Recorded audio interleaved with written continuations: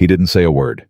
He just moved. One step forward, one twist of the hip, and the 6'7" mountain of a man who'd just mocked him for wearing work boots to a billionaire's estate was suddenly staring at the ceiling flat on his back, the wind knocked clean out of him. The laughter in that training hall died in half a second. Nobody in that room knew who Brandon Carter really was. Not yet. But before this story ends, you're going to watch a billionaire heiress, a corrupt security director, and an entire company built on money and arrogance find out exactly what happens when you underestimate a quiet man who has nothing left to prove. Drop a comment right now and tell me what city you're watching from tonight. I want to see how far this story travels. And if you believe the quiet ones are usually the most dangerous, hit follow and subscribe before we begin, because Brandon Carter's story is just getting started. The training hall at Ashford International went dead silent the moment Derek Vaughn charged. 6'4", 260 pounds of pure gym-built muscle, a former private security champion with 3 championship belts hanging in his downtown apartment. Derek moved across that mat like a freight train that had decided to have a personality. 20 other candidates froze along the padded walls. Nobody breathed. Brandon Carter stood there in his faded gray jacket and steel-toed work boots, hands loose at his sides, eyes calm. He didn't flinch. Derek closed the distance in under 2 seconds. He threw a hook meant to end things quickly, meant to humiliate, meant to send a message to everyone else in that room, that this test wasn't for men who fixed washing machines for a living. Brandon shifted his weight an inch to the left. That was all it took. Derek's fist sailed past his ear. Brandon's hand caught his wrist. Turned it stepped into the space Derek had just vacated and used the big man's own momentum to fold him over. One motion. No wasted movement. No wasted breath. Derek Vaughn, security champion, hit the mat so hard the sound echoed off the steel rafters. For 4 full seconds, nobody in that hall said a single word. Then Grant Holloway, the estate's head of security, a silver-haired man in a $2,000 suit, who had spent the entire morning laughing behind his clipboard, slowly lowered his coffee cup. What in the hell was that? Up on the observation deck behind a wall of one-way glass, Victoria Ashford leaned forward in her chair, elbows on the railing, eyes locked on the man in the work boots. She had been watching candidates cycle through this hall for 6 hours. Champions, ex-military contractors, men who looked like action figures come to life. She had watched most of them get evaluated, tested, and dismissed with the same tired nod. She had almost written Brandon Carter off the moment she saw his application. 41 years old. Divorced, no widowed. Single father. Current occupation appliance repair technician. Prior military service listed, then blacked out by 3 thick redacted lines that told her someone above her pay grade had decided this man's past wasn't for public reading. She had almost skipped straight past his file. Now, she couldn't take her eyes off him. "Run it back," she said quietly to the man standing beside her, an older security consultant named Nathan Brooks, who had worked for the Ashford family for almost 20 years. "Slow it down." Nathan tapped the screen. The footage rewound. Derek's charge. Brandon's shift. The turn. The fall. "He didn't attack," Nathan said almost to himself. "He waited. He let Derek do all the work and just redirected him." "That's not something you learn in a gym," Victoria said. "No," Nathan agreed. "That's something you learn when your life has depended on it more than once." Down on the mat, Derek Vaughn pushed himself up onto one elbow chest, heaving face red with something far worse than pain. Humiliation. In front of 19 other candidates. In front of Grant Holloway. In front of cameras he knew were rolling somewhere behind that glass. He stood up slowly. He wiped his mouth with the back of his hand. "Lucky shot," he said, loud enough for the whole room to hear. Brandon didn't respond. He simply stepped back to his mark on the mat and waited for the next instruction, hands still loose at his sides, breathing as calm as if he'd just tied his shoe. That silence, that refusal to gloat, to explain, to defend himself, unsettled Derek more than any insult could have. "I said it was a lucky shot," Derek repeated, stepping closer now, chest puffed. "You want to try that again?" For real this time. Grant Holloway lifted a hand. Vaughn, stand down. We're not done with today's schedule.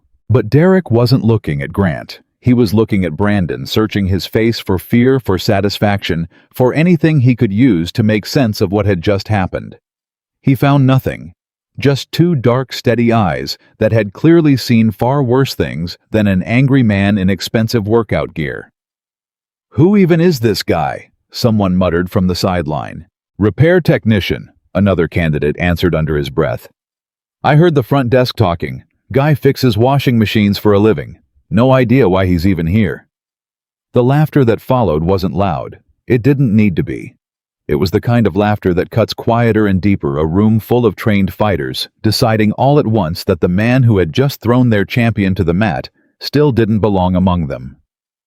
Brandon heard every word of it. He had heard versions of it his whole life.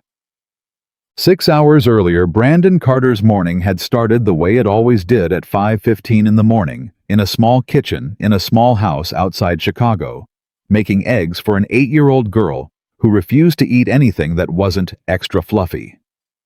"Extra fluffy," Maya Carter said again, climbing onto her stool at the counter, her two braids still slightly crooked from where she'd tried to do them herself the night before. "You always forget, Dad." "I never forget," Brandon said, cracking a third egg into the bowl. "I just like hearing you remind me."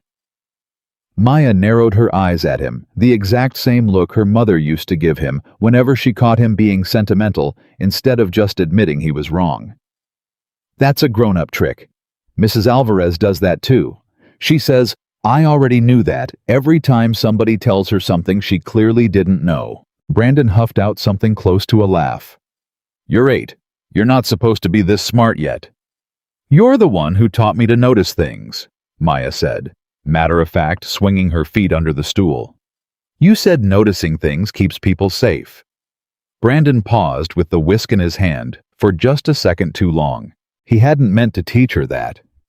It had slipped out one night almost 2 years ago, right after Elena died, when Maya couldn't sleep and kept asking why the house felt so different, so quiet, so wrong. He'd told her that paying attention, really paying attention to the world around her, was one of the ways people took care of each other. He hadn't meant for her to remember it word for word. He hadn't meant for it to become one of her rules. But that was Maya. She collected the things he said the way other kids collected trading cards. "Eat your eggs," he said instead, sliding the plate in front of her.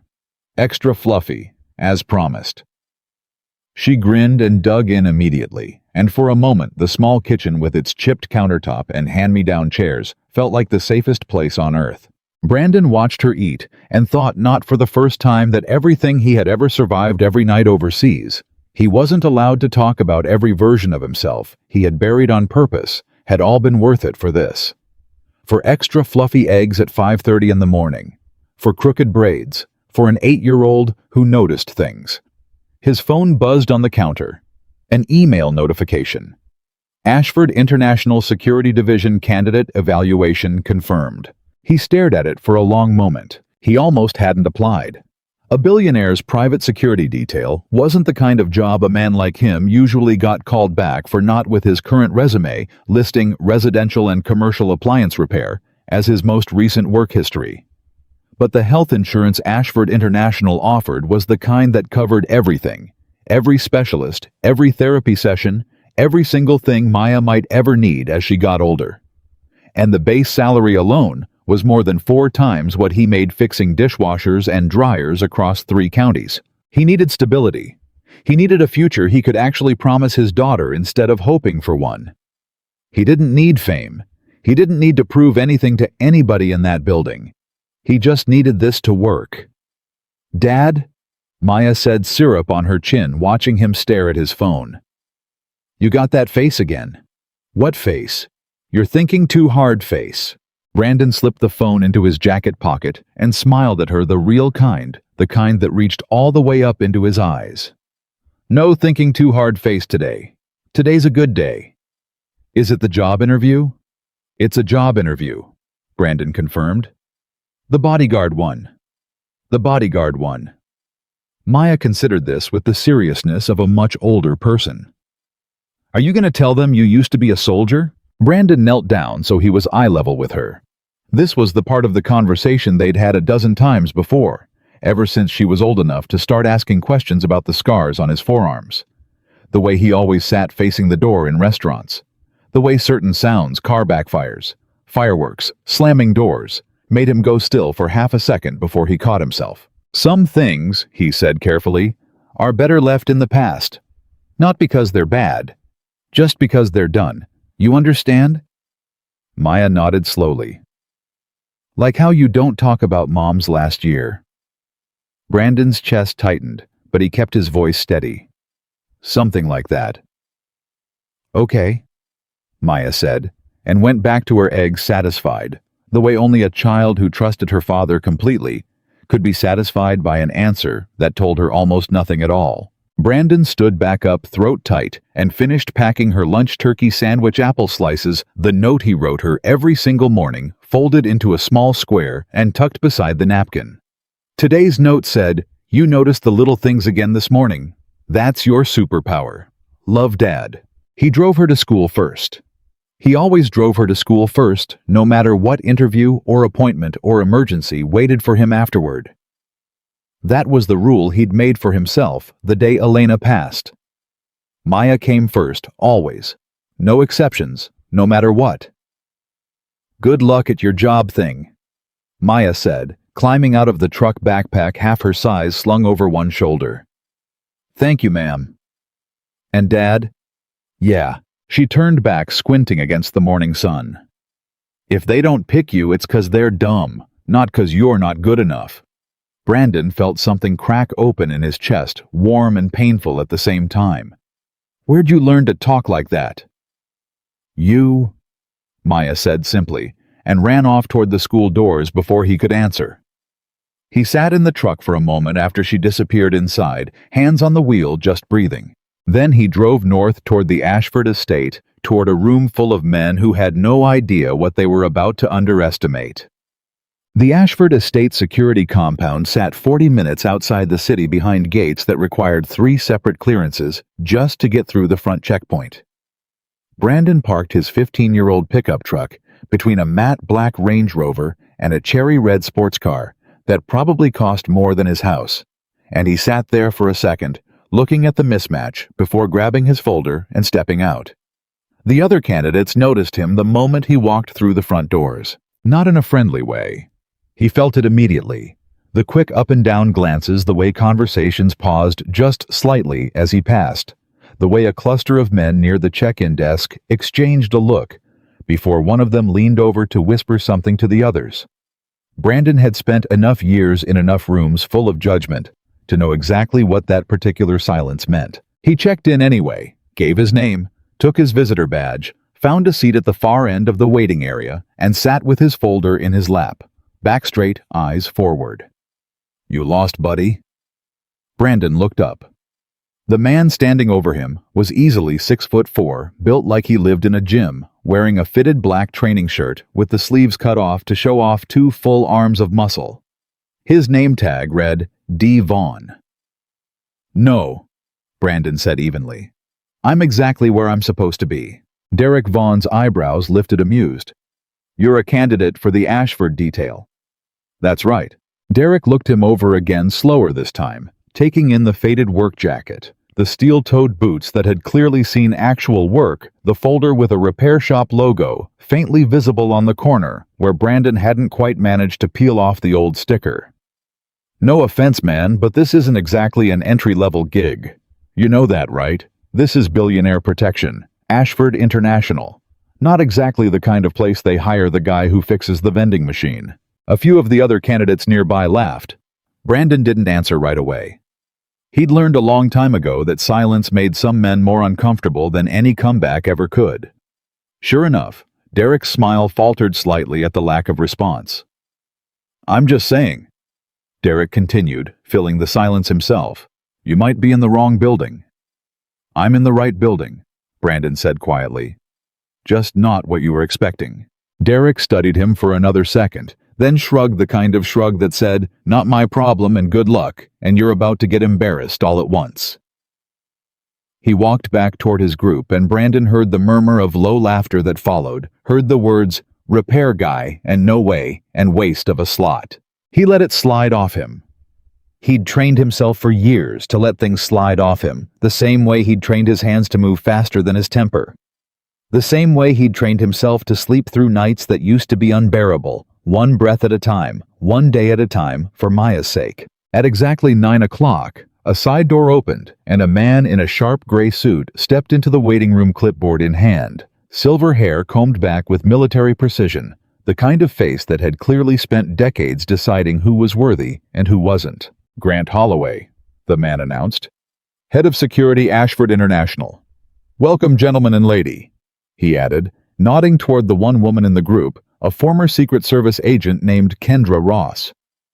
"Today you will be evaluated across 4 disciplines: situational awareness, tactical response, physical assessment, and psychological resilience. Only the top candidates will move forward to the final round." He walked down the row, scanning faces, until his eyes landed on Brandon. He stopped. He actually stopped walking. "And you are Brandon Carter."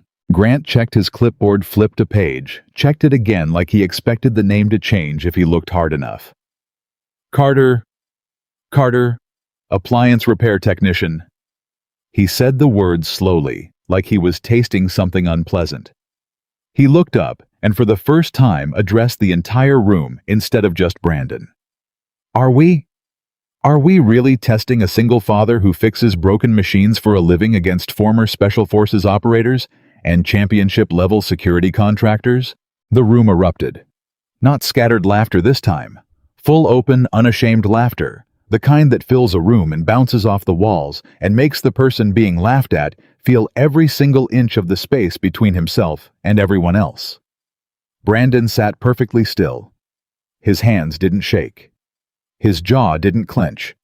He had absorbed harder blows than this, words that cut rooms, that dismissed him, people who took one look at him and decided they already knew everything worth knowing. He had learned a long time ago, in places he still didn't talk about, that the men who laughed the loudest were rarely the ones worth worrying about.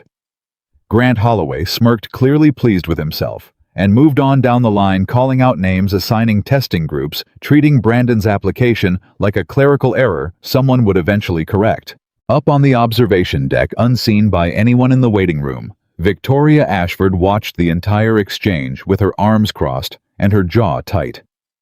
"He's not laughing," she said quietly. Nathan Brooks, standing beside her with a tablet in hand, glanced up from the candidate files. "Sorry." "Carter." Victoria nodded toward the monitor. "Everyone in that room is laughing at him. He's not laughing. He's not even reacting." "Some men don't show much," Nathan said. "No," Victoria said slowly. "Some men have already decided the opinion of a room like that doesn't matter to them. That's different. That's not the same as not showing much." Nathan looked at her, then back at the screen, then pulled up Brandon's file on his tablet. Most of it was blank. Redacted lines where military history should have been. A single note from an administrative assistant, background check, flagged pending manual review, level 3 clearance required. "His file's mostly sealed," Nathan said. "That's unusual for a repair technician." Victoria's eyes narrowed slightly. "Pull whatever you can, quietly. I want to know why a man fixing washing machines has a security clearance high enough that half his history is blacked out." The first evaluation was a situational awareness test, a mock office environment wired with hidden cameras where candidates were given a simple task, retrieving a folder from a desk, while actors staged an escalating hostage scenario around them without warning. One by one, the candidates went in. One by one, they came out having failed to notice the armed actor stationed by the exit until he was already announcing the scenario, already pointing his prop weapon, already 3 steps ahead of them. Derek Vaughn went in fourth. He noticed the armed actor almost immediately, a full 2 seconds faster than anyone before him, and successfully neutralized the situation, tackling the actor to the ground with brutal efficiency. He walked out, beaming, high-fiving 2 of his friends. "Beat that."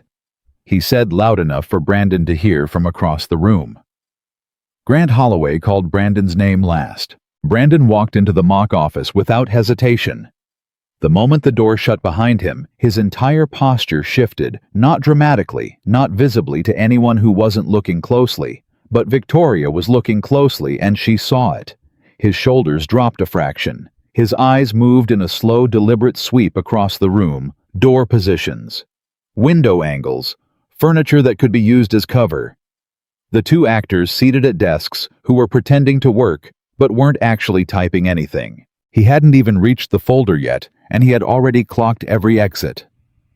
"He's reading the room," Nathan murmured, leaning forward. "Watch," Victoria said.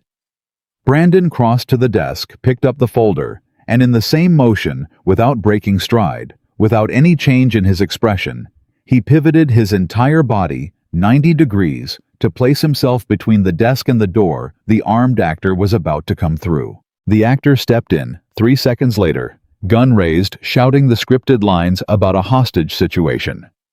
Brandon was already moving before the man finished his first sentence. He didn't rush the actor the way Derek had. He didn't tackle him with force. He simply stepped into the actor's blind spot, redirected the prop weapon downward and away from the room with one smooth motion, and had the man restrained against the wall in under 2 seconds. Calm, controlled, no wasted violence, no wasted noise.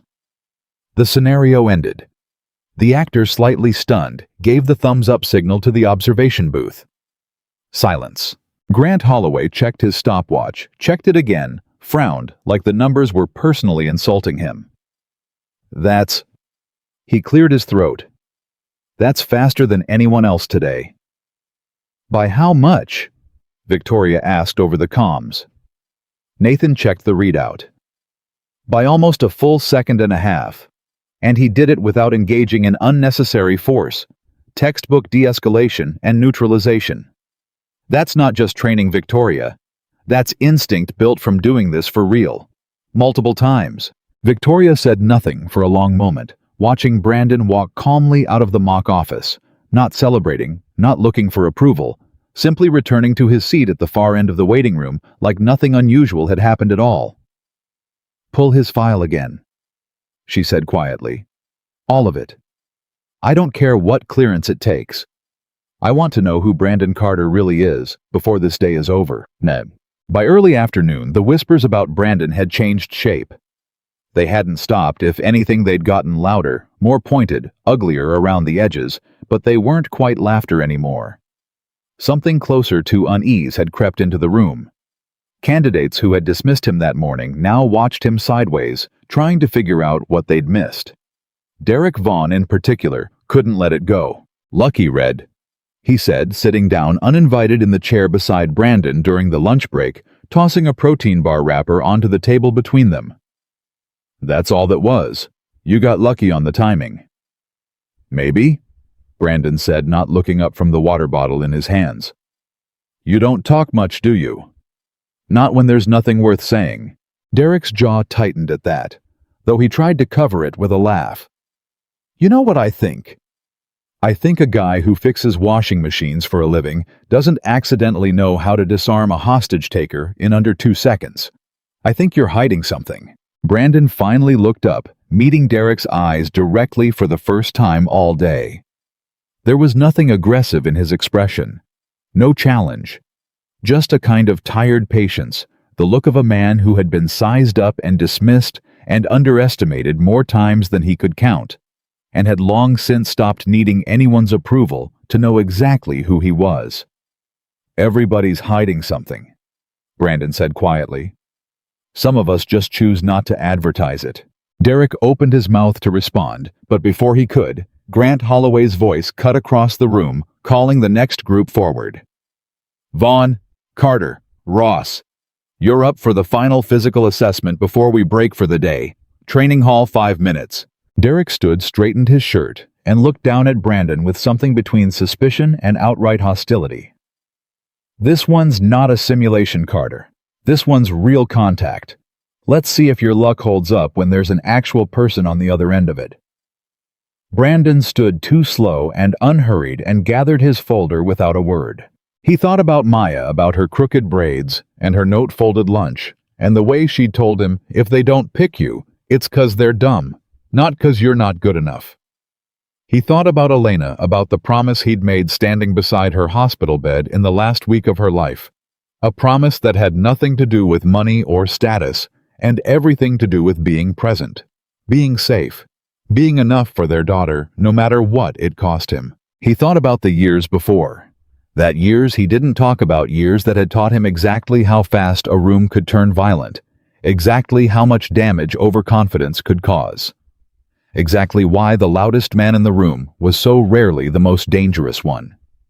He walked toward the training hall, with his shoulders relaxed and his mind perfectly still, the same way he always did right before things got serious. Behind the one-way glass above Victoria Ashford stood with a folder in her hands that Nathan had finally managed to partially unlock 3 pages out of what had clearly once been a much thicker file. Most of it still blacked out by lines of classified redaction, but enough visible now to make her hands go still around the paper. Extensive tactical and combat training. Multiple confirmed deployments. Classification restricted. Commendations sealed under Department of Defense Directive 5230.9. Voluntary separation from service cited reason family obligations. "My God," she whispered. "What is it?" Nathan asked. Victoria didn't answer right away. She was watching through the glass as Brandon Carter walked calmly onto the training mat as Derek Vaughn squared up across from him with a look of open contempt as Grant Holloway called out the start of the assessment without the faintest idea of what he was actually about to witness. "He's not just qualified," Victoria said finally, her voice quiet, almost reverent. "He's one of the most highly trained men who has ever walked into this building. And every single person down there just spent the entire morning laughing at him."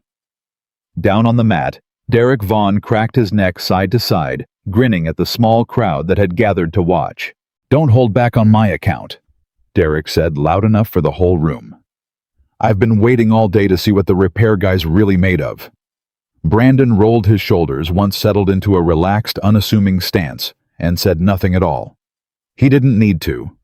He'd learned a long time ago that the men who talked the most before a fight were almost always the ones who understood it the least. The whistle blew. Derek charged.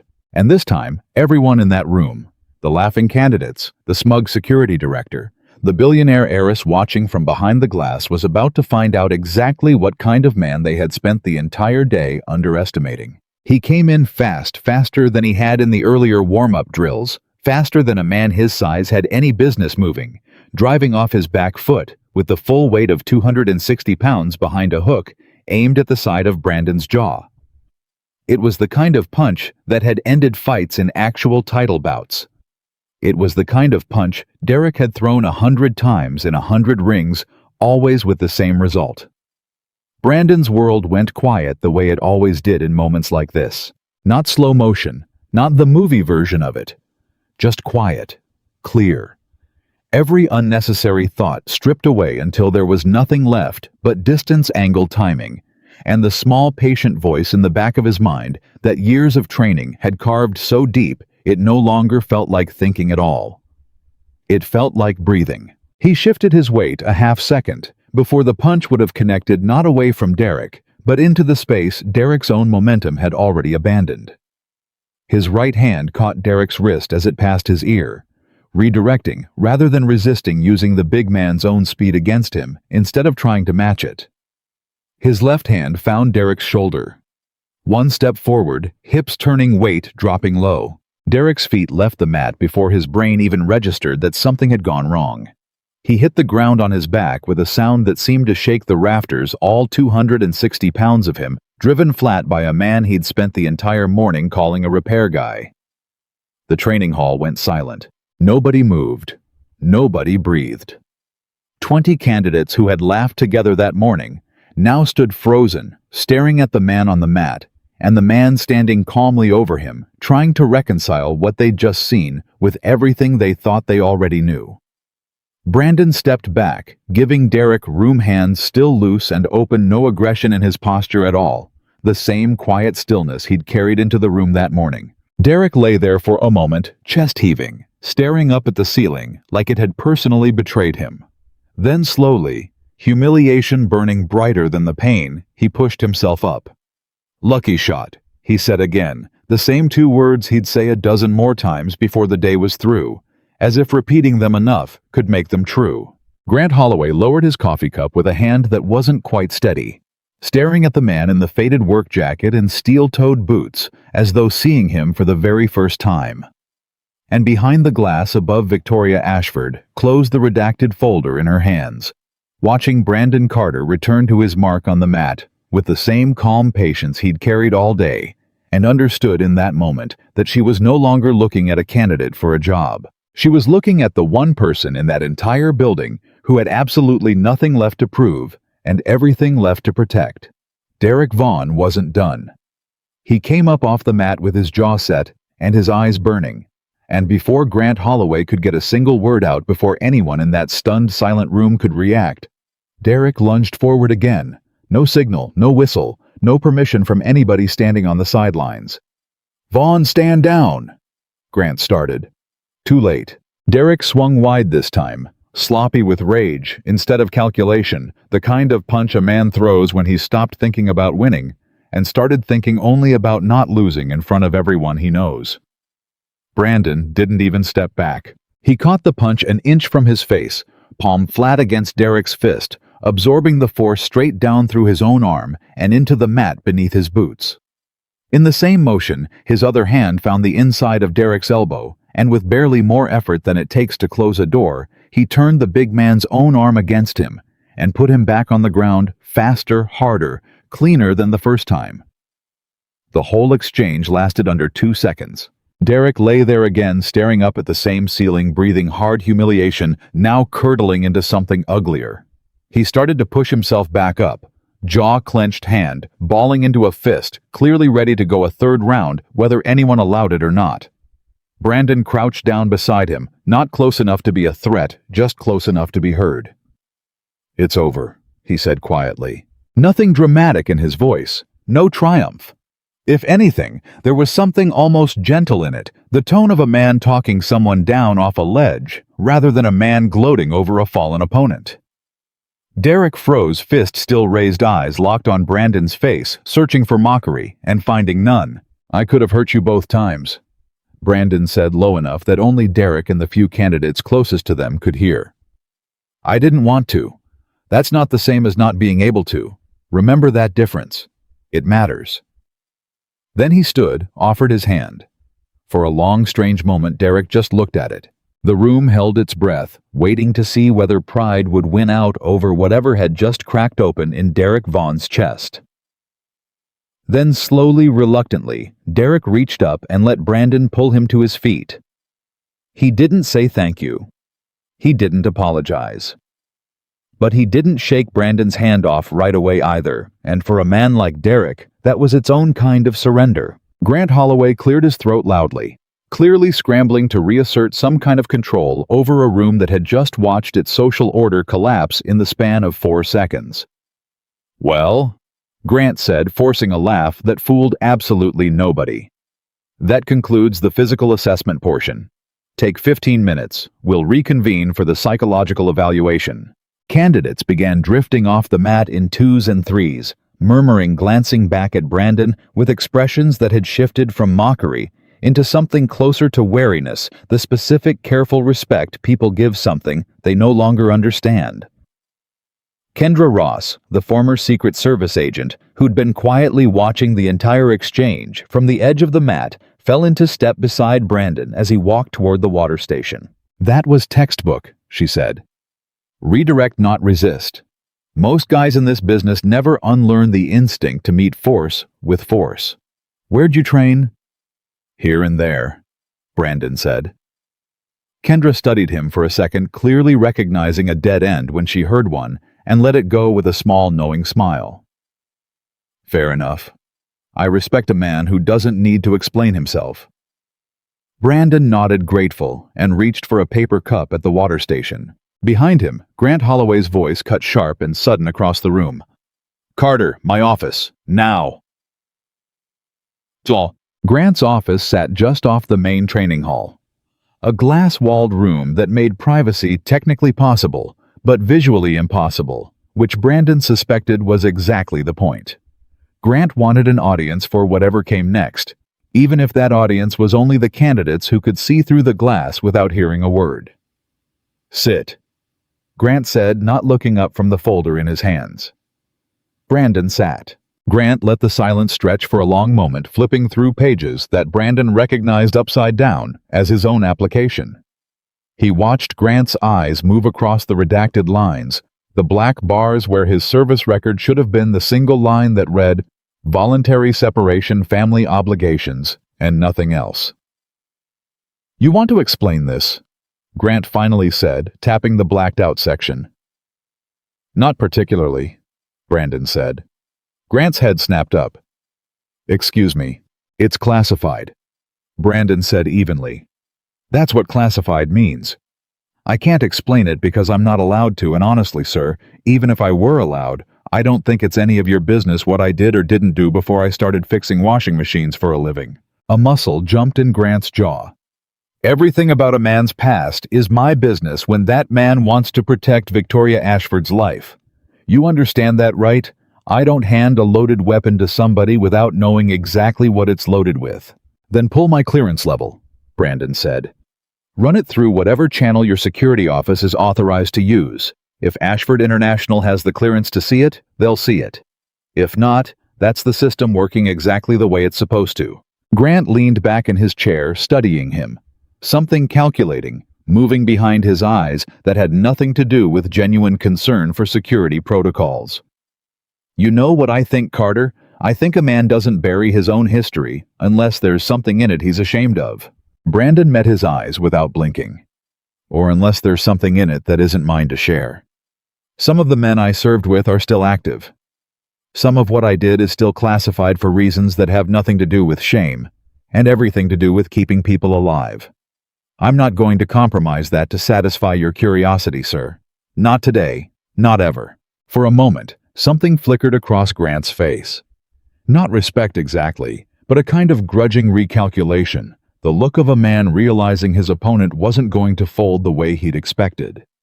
He closed the folder. "You're an interesting case, Carter," Grant said, voice softer now, almost thoughtful, though the softness didn't reach his eyes.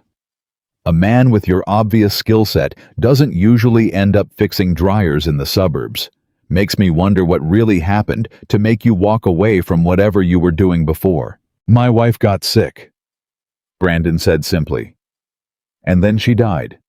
And I had a daughter who needed her father more than the world needed one more soldier. That's not a mystery, Mr. Holloway. That's just a man doing what any decent father would do." Grant said nothing for a long moment. Then he stood, walked to his window, and looked out over the training hall, where the remaining candidates were beginning to filter back in for the next evaluation. "We'll see," he said finally, not turning around. "Talent's easy to fake in a controlled environment. We'll see what you're really made of when the stakes are real." Brandon stood without being told he could leave, straightened his jacket, and walked out of the glass office without another word, aware the way he was always aware, the way years of training had wired permanently into him, that Grant Holloway's eyes followed him the entire way across the room. Up on the observation deck, Victoria Ashford had watched the entire exchange through the glass arms, crossed lips pressed into a thin line. "He handled that well," Nathan Brooks said, standing beside her. "He shouldn't have had to handle it at all," Victoria said. "Grant had no right to interrogate a candidate about a classified military record in the middle of an evaluation. That's not protocol. That's Grant deciding he doesn't like someone and looking for a reason to justify it." Nathan hesitated, then said carefully, "You think there's something personal in it?" Victoria didn't answer right away. She was still looking down at the training hall at Brandon walking calmly back toward the group of candidates, most of whom now watched him with a kind of nervous distance they hadn't shown that morning. "I think," she said slowly, "that Grant has run this security division for 11 years without a single serious challenge to his authority. And in one morning, a man in work boots walked in and made him look small in front of 20 candidates. Some men can absorb that. Grant's never struck me as one of them. You want me to keep an eye on him? I want you to keep an eye on everything, Victoria said, starting with whoever leaked Carter's application to the rest of the candidates before evaluations even started. Somebody wanted him mocked from the moment he walked in that door. I want to know who. Nathan made a note on his tablet, then glanced sideways at her. You've been watching Carter more closely than any candidate we've had in the last 3 years. Victoria didn't deny it. He's not like the others. No, Nathan agreed. He's not. It's not just the skill, Victoria continued, almost thinking out loud, now her eyes still fixed on the small figure below. Every man in that room today wanted something from this job. Money, prestige, a line on a resume that opens doors. Carter didn't look at this room like an opportunity. He looked at it like an obligation, like something he needed to get through, not something he was hungry for. Maybe that's exactly why he's the right man for it, Nathan said quietly. Victoria turned to look at him. Hunger makes people reckless, Nathan said. Obligation makes people careful. You don't want somebody protecting your life because they're chasing a paycheck or a headline, Victoria. You want somebody protecting your life because they've already decided what actually matters, and they're not willing to lose it. Victoria was quiet for a long moment, turning that over. Pull his sealed file, she said finally. All of it. Every level of clearance we have access to. I don't care how long it takes or what favors you have to call in. I want to know exactly who Brandon Carter was before he became a man nobody in that room today thought was worth taking seriously. At 3:15 that afternoon, in the middle of what should have been the psychological evaluation portion of the day, Brandon's phone buzzed in his jacket pocket. He glanced at it during a break between interviews and felt his stomach drop the second he saw the school's number on the screen. He stepped out into the hallway to answer, heart already moving faster than it had all day, faster than it had during the entire physical assessment. This is Brandon. Mr. Carter, this is Principal Delgado over at Lincoln Elementary. Maya's fine, the woman said quickly, clearly recognizing the particular silence of a parent bracing for bad news. I want to be clear about that up front. She's fine. But she had a rough afternoon, and I think it might help if you could come by after your day whenever that's possible. What happened? She got into an argument with another student during lunch. Nothing physical, just words, but it upset her more than usual. She mentioned her mother. I think today might have been harder for her than she let on this morning. Brandon closed his eyes for a second, leaning back against the hallway wall. Elena's birthday. He'd forgotten. In the chaos of preparing for the interview, in the exhaustion of the last few weeks, he had let it slip past him, and apparently Maya hadn't. I'll be there as soon as I can, he said. Take your time, Mr. Carter. She's safe here. I just wanted you to know. He hung up and stood in the hallway for a moment, torn between two versions of himself. The man who had spent the entire morning proving he belonged in this building, and the father who had never once in 8 years let a job matter more than his daughter needing him. The choice wasn't really a choice at all. He found Grant Holloway near the check-in desk and explained briefly, without elaborating more than necessary, that a family matter required him to leave early. Grant's eyebrows lifted, something almost triumphant in his expression. Leaving in the middle of evaluations. That's not exactly the kind of commitment we're looking for in a candidate, Carter. My daughter needs me, Brandon said simply. That's not going to change no matter what job I'm applying for. If that disqualifies me, then I already have my answer about whether this is the right place for us. He didn't wait for a response. He walked out past the row of candidates who watched him go with expressions ranging from confusion to quiet, grudging respect, and he didn't look back once. Up on the observation deck, Victoria watched him leave and turned to Nathan with a question already forming. Where's he going? Nathan checked his tablet, cross-referencing the front desk log.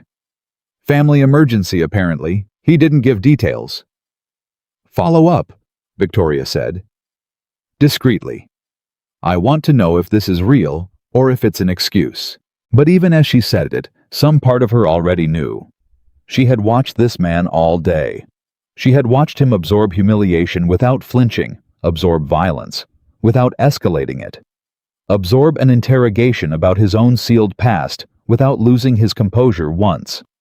A man who could hold that kind of control under pressure wasn't the kind of man who invented family emergencies to avoid an interview he was clearly winning. Whatever had pulled Brandon Carter out of that building, it was real. And it mattered to him more than the job that could change his entire future. That Victoria thought told her more about him than anything she'd seen on the mat. Brandon found Maya sitting on the small bench outside the principal's office, knees pulled up to her chest, arms wrapped around them. Her face carefully blank in the way she'd learned to make it blank whenever she didn't want anyone to see how upset she really was. She looked up when he walked in, and the blankness cracked instantly. "Dad? Hey, baby." He crossed the room in 3 steps and sat down beside her, and she immediately curled into his side, small and warm and shaking slightly, the way she always shook when she'd been holding something in too long. "I'm sorry," she said into his jacket. "I didn't mean to make you leave your interview." "You didn't make me do anything," Brandon said, wrapping his arm around her. "I chose to come. There's a difference. Sarah said I don't have a mom because I did something wrong," Maya said, her voice small and cracked.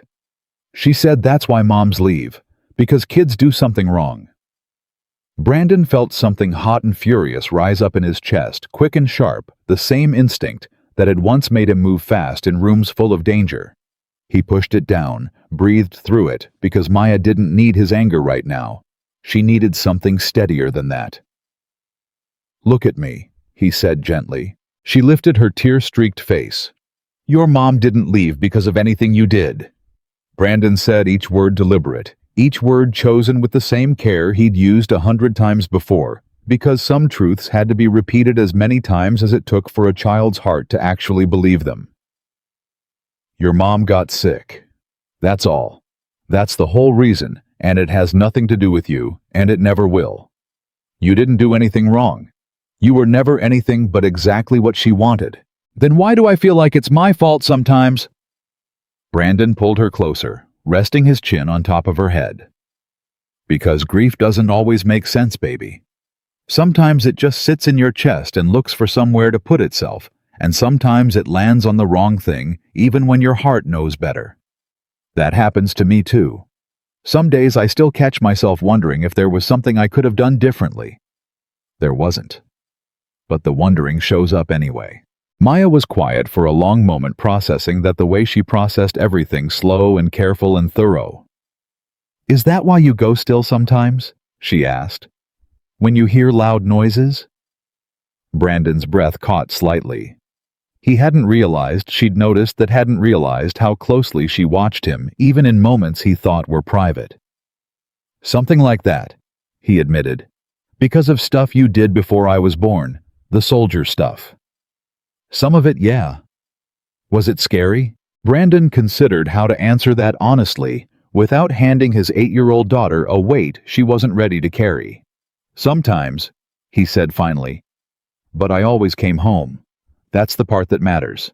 I always found my way back to you." Maya nodded slowly against his chest, and for a few minutes they just sat there together in the quiet hallway, the interview and the job and the entire billionaire estate 40 minutes away, feeling impossibly distant, feeling like a different life entirely. "Did you do good today?" Maya finally asked.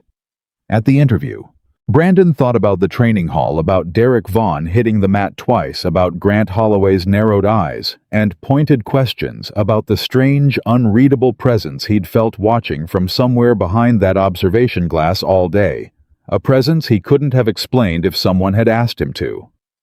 "I think I did okay," he said. "Good," Maya said, satisfied, wiping her eyes with the back of her hand. "'Cause you're the best at everything, even if nobody there knows it yet." Brandon huffed out a small, tired laugh and pressed a kiss to the top of her head. "Come on, let's get you home. I think today's called for extra fluffy pancakes for dinner." "Pancakes for dinner!" Maya's face lit up for the first time all afternoon. "Special occasion rules," Brandon said, standing and pulling her up with him. "Rough days get pancakes. That's the rule." Since when? Since about 30 seconds ago, Brandon admitted. I just made it up, but I'm sticking to it. Maya laughed a real laugh, small but genuine, and slipped her hand into his as they walked out together, and Brandon felt not for the first time that whatever happened with the Ashford job, whatever Grant Holloway thought of his sealed file, or his work boots, or his quiet answers, none of it would ever matter as much as this. As her hand in his. As the sound of her laughing after a hard day. As the promise he'd made himself the day Elena died, a promise that had never once wavered no matter what the world threw at him. Chapez. 200 miles away in a private club overlooking the Chicago skyline, Grant Holloway sat across a table from a man most of Ashford International's security division had never heard of and never would. He walked out, Grant said, swirling the whiskey in his glass without drinking it. In the middle of evaluations, family emergency apparently, the man across the table, silver-templed and expensively dressed a man whose name appeared on almost nothing that could be traced back to him, leaned back in his chair with the faint satisfied smile of someone watching a plan unfold, exactly the way he'd hoped. That's unfortunate for him, the man said. Commitment issues don't play well with billionaires who need round-the-clock protection. He's better than unfortunate. Grant admitted the words clearly costing him something. He's the best candidate I've seen in years, maybe ever. If Victoria sees what I saw on that mat today, she's not going to care about a family emergency. She's going to want him. Then we make sure she doesn't get the chance to want him, the man said calmly. You said his file's sealed. Military record classified, all of it. That's a gift, Grant, not an obstacle. Sealed records are easy to reinterpret. A man with a sealed past is a man with something to hide, and men with something to hide are men who don't survive background checks in high-security positions. All it takes is the right document surfacing at the right time, the right accusation. Something ugly enough that nobody stops to ask whether it's true before they've already decided he's dangerous. Grant hesitated just slightly, some last thread of conscience still clinging on, despite everything else he'd already agreed to. He's got a kid, a daughter. Then he'll understand exactly why he needs to walk away quietly, the man said, his voice cooling several degrees. We're not trying to destroy the man's life, Grant. We're trying to make sure Victoria Ashford doesn't hire the one person capable of actually protecting her long enough for our plans to move forward. Once she's exposed the way we need her exposed, none of this will matter anymore. Carter goes back to fixing washing machines richer for the inconvenience, and everyone moves on. Grant finally took a drink, the whiskey doing nothing to settle the tight, uneasy feeling sitting in his chest. And if Victoria figures out what we're doing, the man smiled cold and thin. She won't, not until it's far too late to matter. You just make sure Carter doesn't make it past the final round. However you have to manage that is entirely up to you. Wicked. By the time Brandon returned to the Ashford estate the next morning, the whispers about him had changed shape entirely. He felt it the moment he walked through the front doors. The same up and down glances as the day before, but with something different underneath them now, something wary instead of dismissive. Word had clearly spread overnight about what had happened in the training hall. Two candidates who'd laughed loudest the previous morning now gave him a wide, careful berth. Kendra Ross nodded at him with something like professional respect. Even Derek Vaughn, standing near the check-in desk with his arms crossed, watched him with an expression Brandon couldn't quite read. Not friendly, not hostile, something more complicated than either. You came back, Derek said as Brandon signed in. Why wouldn't I? Figured after yesterday with Holloway on your case like that, you might have decided this wasn't worth the trouble. Brandon capped the pen and looked at him steadily. My daughter needed me yesterday. That doesn't mean I'm not serious about this job. Those two things aren't in competition with each other. Derek studied him for a long moment, something shifting behind his eyes. You got a kid. 8 years old. Her name's Maya. You raising her alone? Her mother passed a couple years back, so yeah, just me. Derek was quiet for the moment, and when he spoke again, some of the hard edge had gone out of his voice. My old man walked out when I was 6. Never came back. Never called. I spent a long time hating him for it before I figured out hating him wasn't actually about him anymore. It was about me not knowing how to be around men who stuck around. He paused, jaw working slightly like the next words cost him something. Guess I owe you an apology for yesterday. The washing machine comment. That wasn't fair. Brandon considered him for a moment, then extended his hand. Apology accepted. For what it's worth, you hit like somebody who spent years actually working for it. I wasn't lying when I said it wasn't luck. Derek shook his hand, something almost like a real smile breaking through the hard set of his jaw. Careful, Carter. Keep talking like that and people are going to think you're a decent guy. Wouldn't want to ruin my reputation, Brandon said dryly, and for the first time since walking into that building felt something loosen slightly in his chest. It didn't last. Grant Holloway's voice rang out across the waiting room, a moment later, sharp and formal. Today's evaluation begins with psychological resilience interviews, one-on-one. Candidates will be called individually. Carter, you're first. Brandon felt every eye in the room turn toward him again. The fragile goodwill of the last few minutes suddenly weighted down by the reminder that Grant Holloway had made no secret yesterday of exactly how he felt about Brandon's continued presence in this process. He followed Grant down the hallway toward a small, sparse interview room, aware of the careful, watchful silence trailing behind him.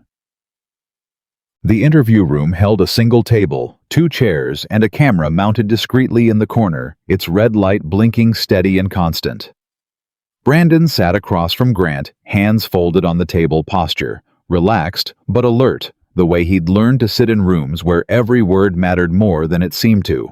Let's talk about pressure, Grant said, opening a folder that Brandon suspected held nothing more than blank pages, a prop for intimidation rather than actual information. Your file says you separated from military service voluntarily. Most operators at your level don't walk away without a fight.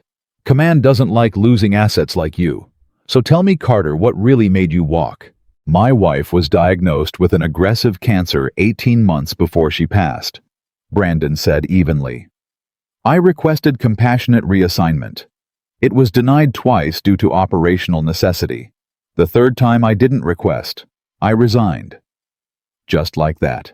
Just like that, Brandon confirmed. There wasn't a version of that decision that took more than a few seconds, Mr. Holloway. My daughter needed a father who was present, not a father who might come home in a box for a mission he couldn't tell her about. Some choices only look difficult from the outside. Grant leaned forward slightly, watching him with the sharp, hungry focus of a man looking for a crack. And if it came down to that same choice again, if protecting Victoria Ashford required you to be away from your daughter for extended periods to put yourself in genuine danger the way you clearly used to. I read the job description before I applied, Brandon said. This position doesn't require deployment overseas or extended absence. It requires presence protection, situational management. If that description changes without warning, we'll have a different conversation. But I don't apply for jobs I'm not prepared to actually do, sir. That's not who I am. Convenient answer. It's the true answer, Brandon said, voice steady. I understand you're trying to find the seam where I fall apart. I understand that's your job. But I've had people far more skilled than you try to break me down under conditions considerably more hostile than this interview room, Mr. Holloway. I'm not saying that to intimidate you. I'm saying it because you should stop wasting both our time looking for a crack that isn't there. Something flickered across Grant's face. Anger mostly, but underneath it something that looked almost like fear, the particular fear of a man who has just realized his usual tactics aren't working on the person in front of him. Let's talk about the incident, Grant said abruptly, changing tactics, pulling a single sheet from his folder and sliding it across the table. Brandon looked down at it and felt something in his chest go very still. A police report.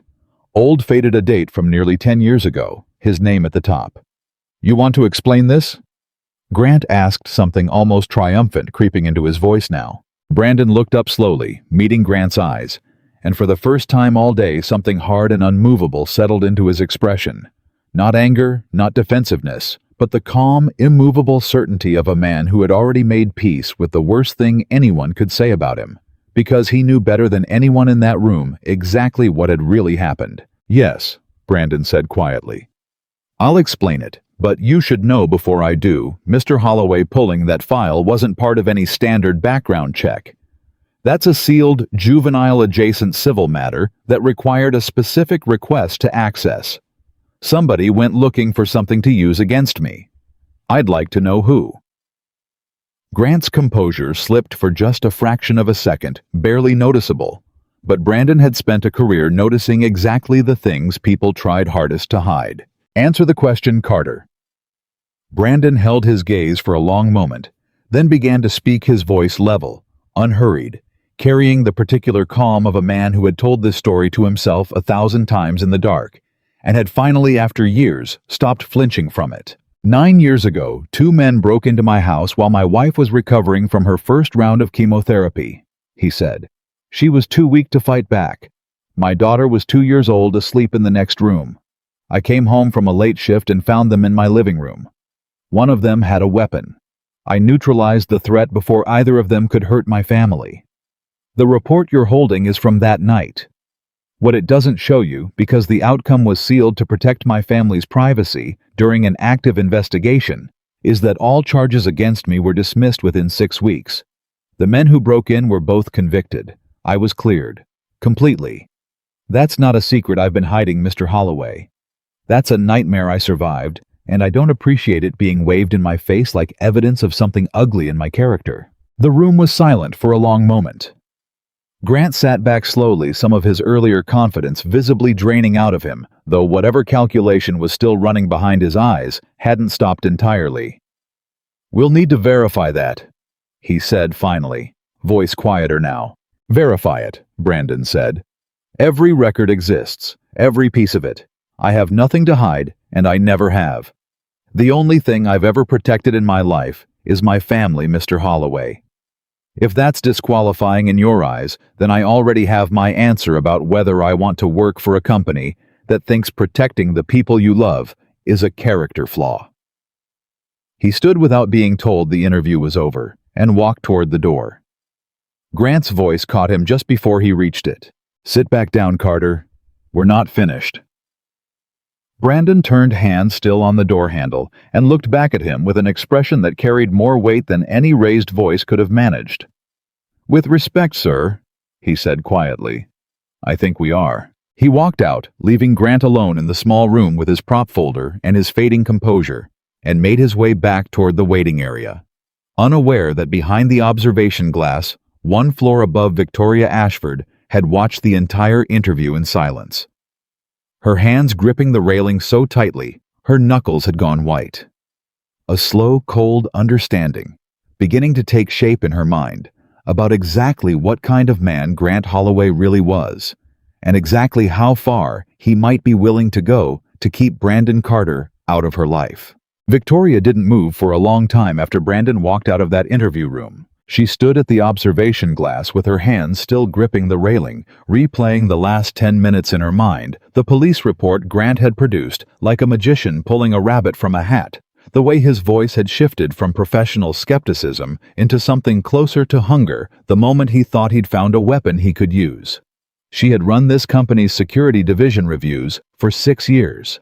She knew what a legitimate background check looked like. What she had just watched wasn't one. "That report," she said, finally not turning around. "Where did it come from?" Nathan Brooks was already typing, pulling up the internal request logs on his tablet, his expression tightening with every line that scrolled past. "It's not from any standard vendor we use for background checks. This was a direct request, manual pull. Somebody with database access went looking specifically for civil and criminal records tied to Brandon Carter's name and address history." "When?" "4 days ago." Nathan looked up at her. "Before candidates were even confirmed for evaluation. Somebody knew Brandon Carter was going to be in that building before he walked through the door." Victoria felt something cold settle in her stomach. Grant's had access to candidate applications for weeks. He would have seen Carter's name the moment it came through. That's not proof of anything on its own, Nathan said carefully. Pulling background information on candidates is technically part of his job. Pulling a sealed juvenile-adjacent civil record that required special authorization to access isn't standard background checking, Nathan. That's someone digging for a weapon. Victoria turned away from the glass, finally pacing now, her mind moving faster than her feet. And he used it exactly like a weapon. Did you see his face? He wasn't trying to verify Carter's character. He was trying to destroy it in front of a camera, on record, in a room where Carter had no ability to defend himself, except with his own word. His word held up, Nathan pointed out. Everything he said checked out. I'm already pulling the original case file, now dismissed charges, self-defense ruling, both intruders convicted. It's all there, Victoria. Grant either knew that and used the report anyway, hoping Carter would crack under pressure, or he didn't bother checking before he weaponized it. Either way, that's not the behavior of a security director doing his job in good faith. Victoria stopped pacing and looked back through the glass down at the empty interview room where Grant now sat alone, tapping his pen against the table, waiting for his next candidate. I want everything, she said. Every email, every internal request, every phone call Grant's made in the last 2 weeks that touches this hiring process. I don't care if it takes calling in favors with IT security. I want to know if this is one man's grudge or something bigger. Nathan hesitated. If it's bigger, Victoria, and we start pulling threads too visibly, whoever's behind it will know we're looking. That could put Carter in more danger, not less. Victoria's jaw tightened. Then we look quietly, but we look. Brandon found Kendra Ross waiting near the water station when he walked back into the main hall. Her arms crossed, an expression on her face that told him she'd heard at least part of what had happened in that interview room, even though the walls were supposed to keep it private. You good? She asked. I've had better mornings, Brandon admitted. Grant pulled something ugly. Brandon considered how much to say, then decided there wasn't much point in hiding it. Word traveled fast in a building like this one, and better she heard it from him than through whatever distorted version would inevitably make its way around the room by lunch. He found an old police report, something from years ago.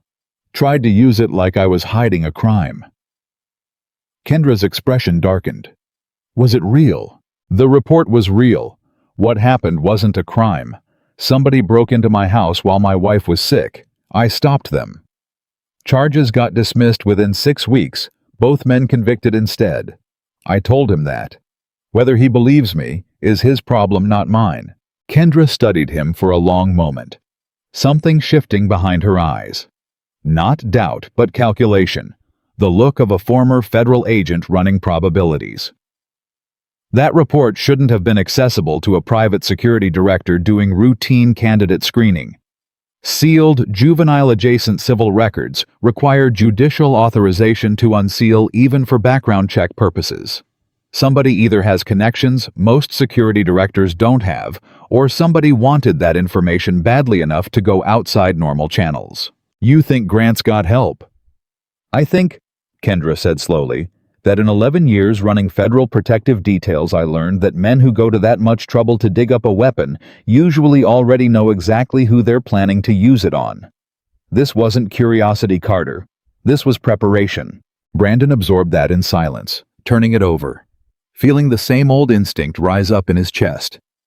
The instinct that had once told him in rooms far more dangerous than this one, when something wasn't what it appeared to be. Why would anybody go through that much trouble over a bodyguard candidate? He asked. Kendra's eyes flicked toward the glass office where Grant Holloway sat still tapping his pen, still waiting. That, she said quietly, is exactly the question I'd be asking if I were you. The rest of the day's evaluations passed without incident, though Brandon felt the shift in the room settle into something new. Not the open mockery of the first morning. Not quite the fragile respect of that morning's arrival either, but something wary and watchful, as if everyone in that hall had started keeping half an eye on him at all times, unsure what to expect next. Derek Vaughn found him again during the final break of the day, dropping into the seat beside him with none of yesterday's hostility. Heard about the interview, Derek said without preamble. News travels fast. "This building's got thin walls and thinner loyalty," Derek said. "Half the guys in this room would sell out their own mother for a shot at this job. Nobody keeps a secret longer than it takes to walk from one end of the hall to the other." He paused, studying Brandon carefully.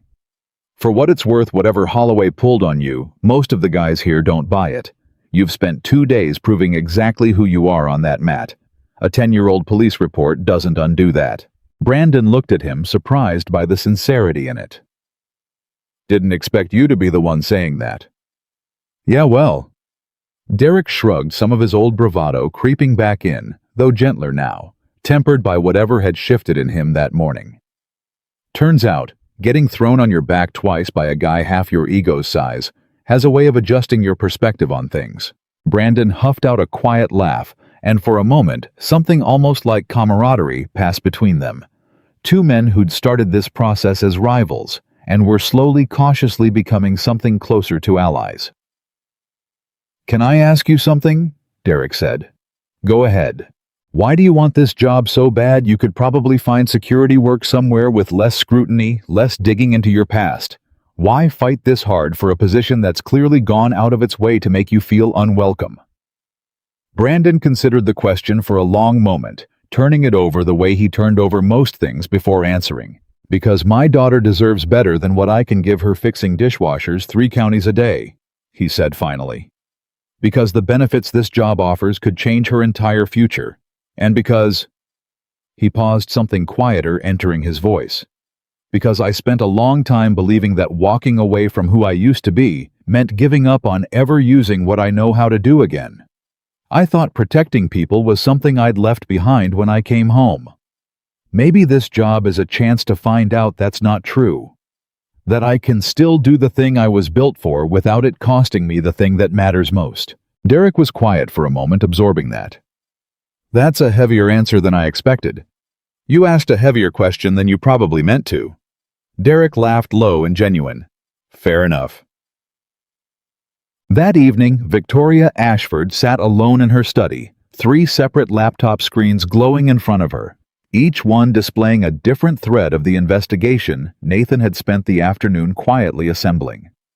Financial records, communication logs, a slow, careful map of Grant Holloway's activity over the past several weeks, each data point innocent on its own, disturbing in aggregate.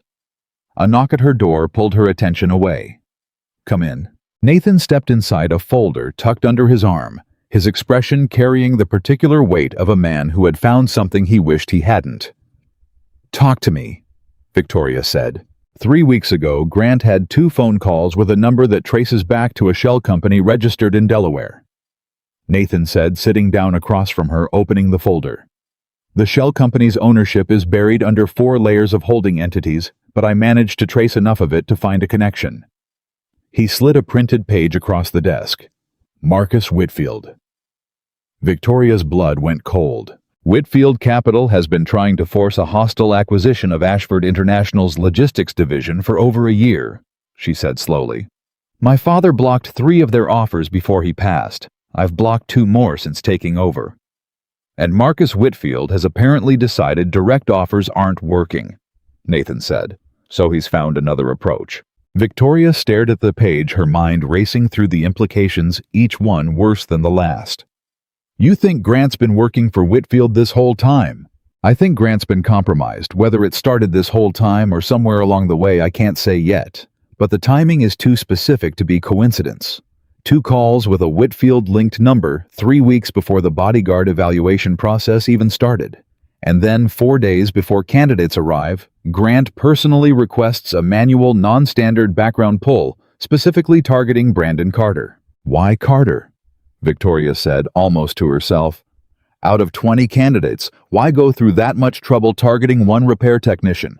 Nobody expected to make it past the first round."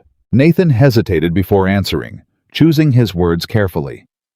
"Because somebody saw his application before evaluation started.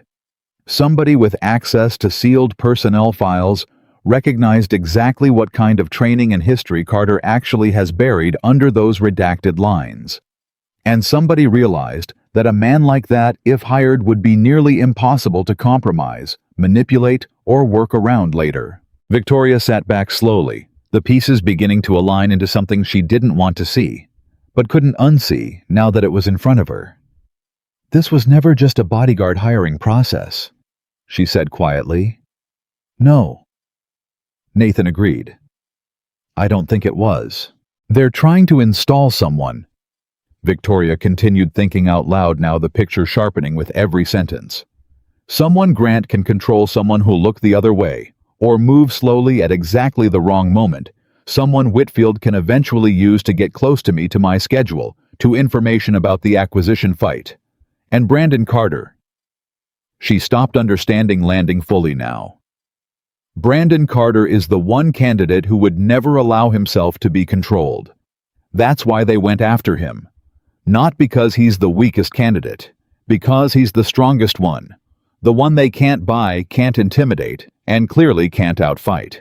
Nathan nodded slowly.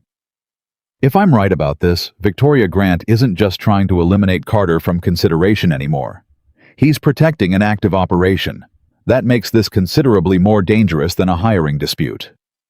Victoria stood walking to the window, looking out over the estate grounds, her jaw set with a coldness that had nothing to do with the temperature outside. "Then we need proof," she said.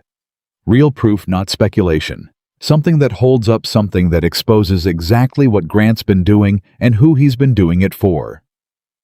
And we need it before the final evaluation, because if Carter makes it through and gets hired, and Grant's still inside this company reporting back to Whitfield, Brandon's life could be in more danger working here than he ever was overseas. How do you want to proceed?" Victoria turned back to face him, something resolute settling into her expression. "Carefully.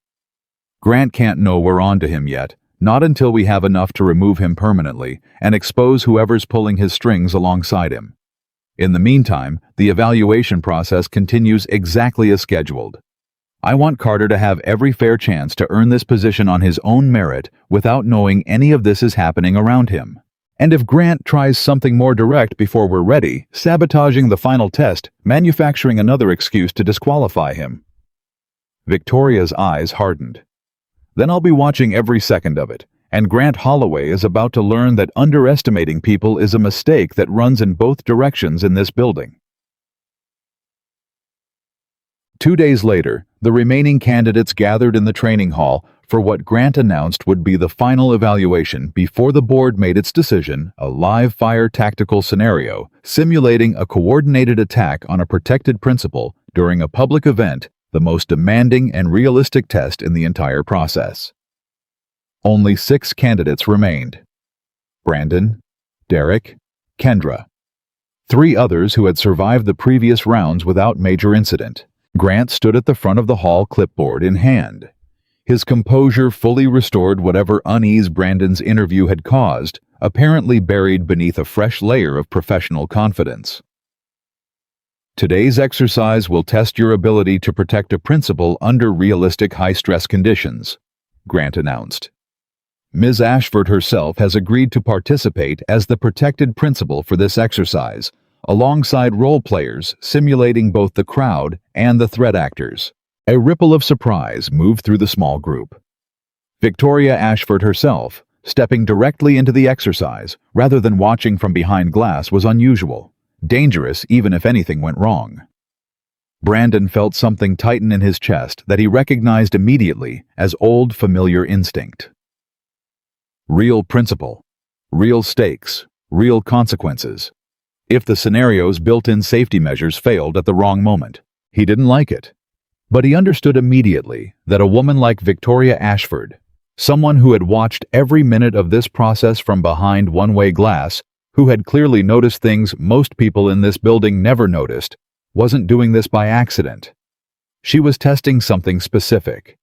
And Brandon suspected he already knew what.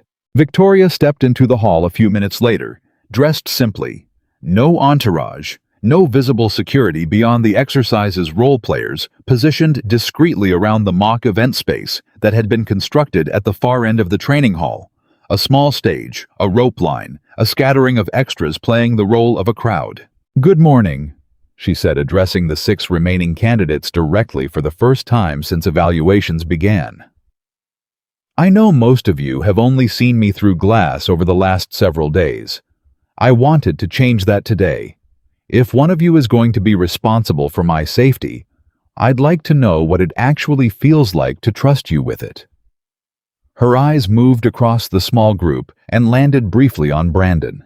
He held her gaze for exactly as long as was appropriate, and no longer giving nothing away. Though something in his chest recognized with a clarity he couldn't quite explain that this woman had been paying far closer attention to him than any of the other candidates realized. "The exercise begins in 10 minutes, Grant announced. "Carter, Vaughn, you're up first. Ross, you'll observe this round and run the exercise after." Brandon and Derek exchanged a glance. Derek gave a small nod, something steady and reassuring in it, an unspoken acknowledgement of everything that had shifted between them over the last 2 days. "Let's not embarrass ourselves," Derek murmured. "Wasn't planning on it," Brandon said. Mods. The exercise began exactly on schedule. Victoria walking through the mock event space with practiced ease, greeting role players positioned as well-wishers and photographers, while Brandon and Derek flanked her at a discreet distance, eyes constantly scanning, reading the crowd, reading the room the way years of training had wired both of them to do without conscious thought. 3 minutes in, the first role player broke from the simulated crowd moving fast, a prop weapon concealed beneath a jacket closing distance toward Victoria with the specific purposeful urgency of a real threat. Derek reacted first, stepping into the man's path, creating physical distance between the threat and the principal. Brandon moved simultaneously in the opposite direction, angling Victoria away from the immediate danger, positioning his own body as a barrier without ever losing sight of the wider space around them.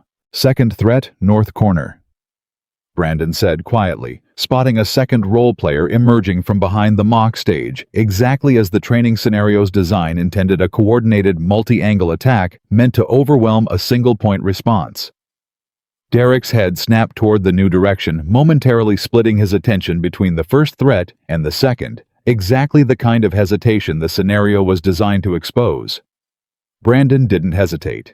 He moved Victoria 3 steps to the left out of the direct line between both threats, using a support column from the mock stage as partial cover, all while maintaining verbal contact with Derek, coordinating without breaking the flow of movement. "Vaughn, take the first target I've got, the second and the principal." Derek executed the redirect flawlessly, closing the first threat down with the same controlled efficiency he'd shown on the mat 2 days earlier. No wasted movement, no unnecessary force. Brandon moved Victoria further from the second threat's approach angle, positioning himself directly between them at the last possible moment, catching the role player's outstretched arm and turning him aside with the same fluid economy of motion he'd used against Derek. No panic, no wasted energy. Just precise, controlled redirection that ended the exercise in under 15 seconds from the moment the first threat had broken from the crowd. The training hall went quiet. Grant, watching from the sideline with his stopwatch, stared at the numbers for a long moment before looking up something unreadable crossing his face. 15 seconds, he said finally. 2 coordinated threats neutralized principal, never exposed to direct contact with either target. That's the fastest clean result we've recorded in this exercise in 3 years. Victoria, still slightly breathless from the exercise, looked between Brandon and Derek with something that had shifted unmistakably into genuine admiration. "How did you know there'd be a second threat?" she asked Brandon directly. "I didn't know," Brandon said. "I assumed. Coordinated attacks rarely come from a single direction. The first threat's job is usually to draw attention and create an opening. I was watching for exactly that the whole time we were moving through the crowd. And if there'd been a third threat, a fourth, then we adjust," Brandon said simply. "The plan's never the point, ma'am. The plan is just the starting position. What actually matters is staying calm enough to keep reading the situation as it changes, instead of getting locked into whatever you expected to happen." Victoria studied him for a long moment. Something moving behind her eyes that Brandon couldn't quite read. Recognition maybe, or something closer to relief, the specific relief of someone who has spent days searching for proof of something and has finally undeniably found it. "Thank you," she said quietly. "Both of you. That was exactly what I needed to see." The final evaluation of the day was hand-to-hand combat, the discipline everyone in the room had been waiting for since the moment word spread 2 days earlier about what had happened between Brandon and Derek on the mat. Grant called the pairings, and when he reached the final match of the day, something in his voice carried a different weight than it had for the others. "Carter, you'll face our outside evaluator for this round." The doors at the far end of the hall opened, and a man Brandon had never seen before stepped through them, younger than Derek, leaner, moving with the specific coiled economy of someone who had spent years training at a level most competitors never reached. His name tag read simply, J. Reyes Consultant. Kendra, standing near Brandon, went very still. "That's not standard protocol," she murmured low enough only for Brandon to hear. "Outside evaluators aren't part of the candidate pairing process. Something's off." Brandon watched the man approach, reading his posture. His gait, the particular alertness in his eyes, not the posture of a training consultant, but the posture of someone who had been specifically brought in for this exact purpose, on this exact day. He glanced toward Grant, who was watching with a carefully composed expression that didn't quite manage to hide the anticipation underneath it. Something cold and familiar settled into Brandon's chest. Not fear, but recognition. The specific recognition of a man who had walked into enough ambushes in his life to know exactly what one felt like before it fully revealed itself. "Ready when you are," the man said, stepping onto the mat, voice flat and professional, giving nothing away. Brandon stepped forward to meet him, aware of every eye in the room, now fixed on this final match, aware of Victoria watching closely from the sideline, aware of Grant's carefully neutral expression that couldn't fully mask whatever he was hoping would happen in the next few minutes. The whistle blew.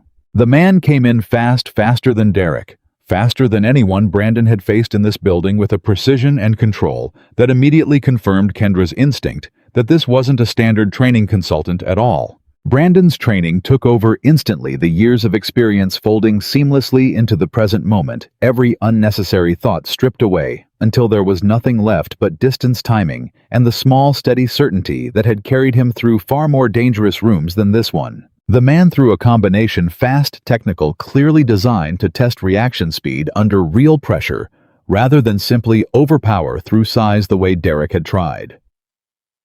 Brandon slipped the first strike, caught the second against his forearm, and used the brief opening to close distance, rather than retreat, disrupting the rhythm the man had clearly been counting on. For nearly 30 seconds, the exchange continued faster, more technical than anything the room had witnessed over the previous 2 days, both men reading and countering each other's movements with the kind of precision that only came from genuine extensive training.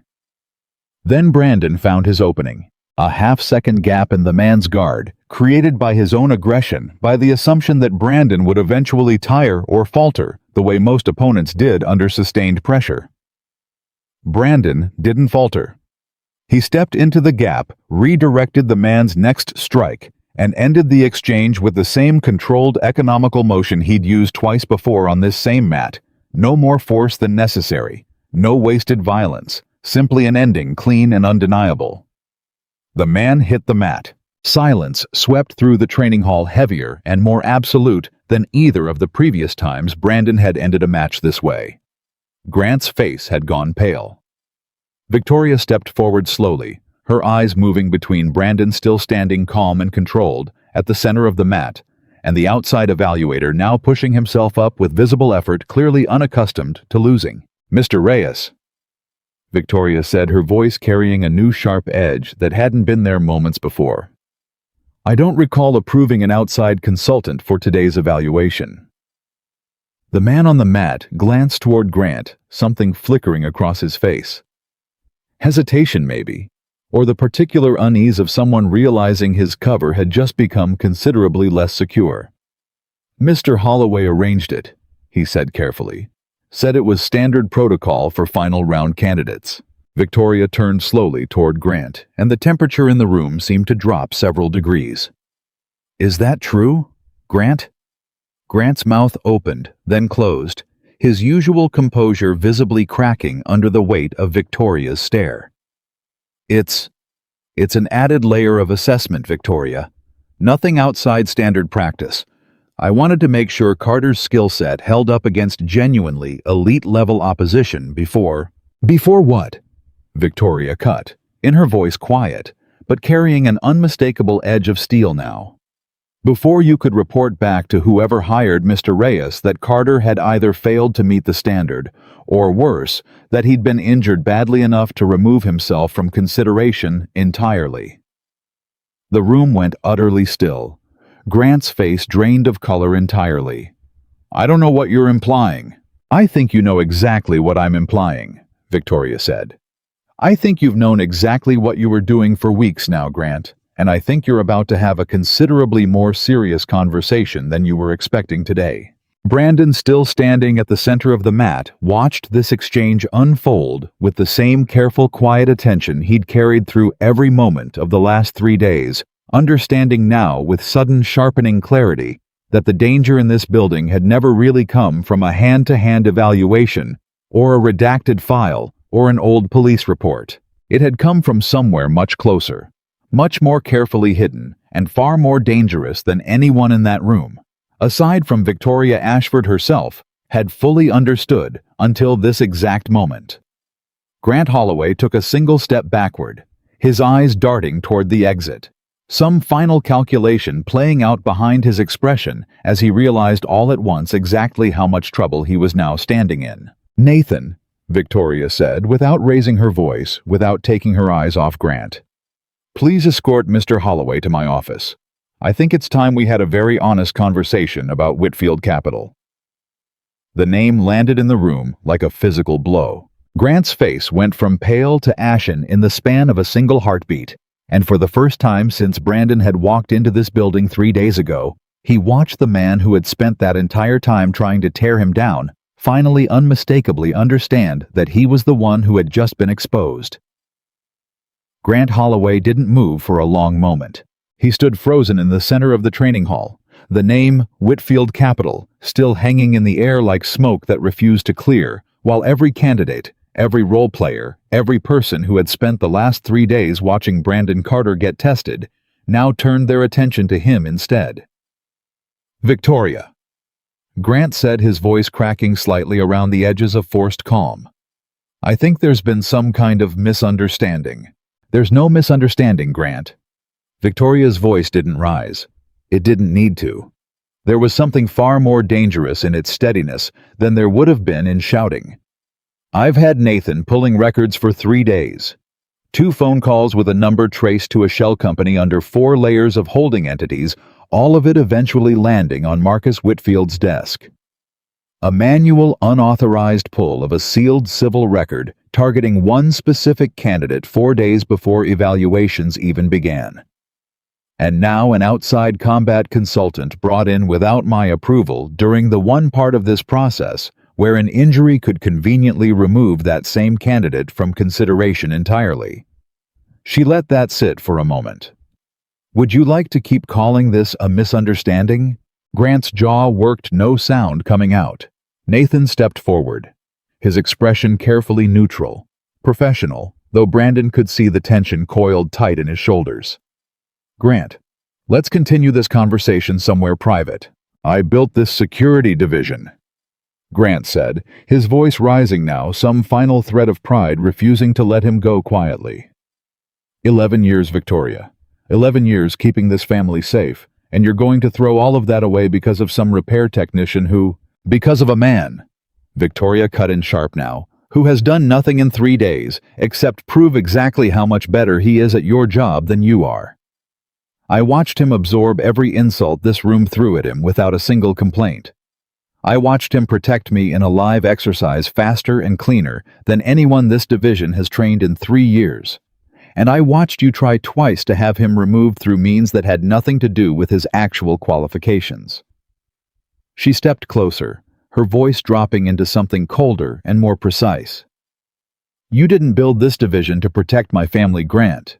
You built it to protect yourself, and somewhere along the way, you decided protecting yourself meant selling access to the people trying to take everything my father built out from under me. Grant's face had gone the color of ash. Nathan, Victoria said again, not looking away from Grant. Escort him out. Full lockdown on his system access effective immediately. I want every device he's touched in the last 30 days pulled for forensic review.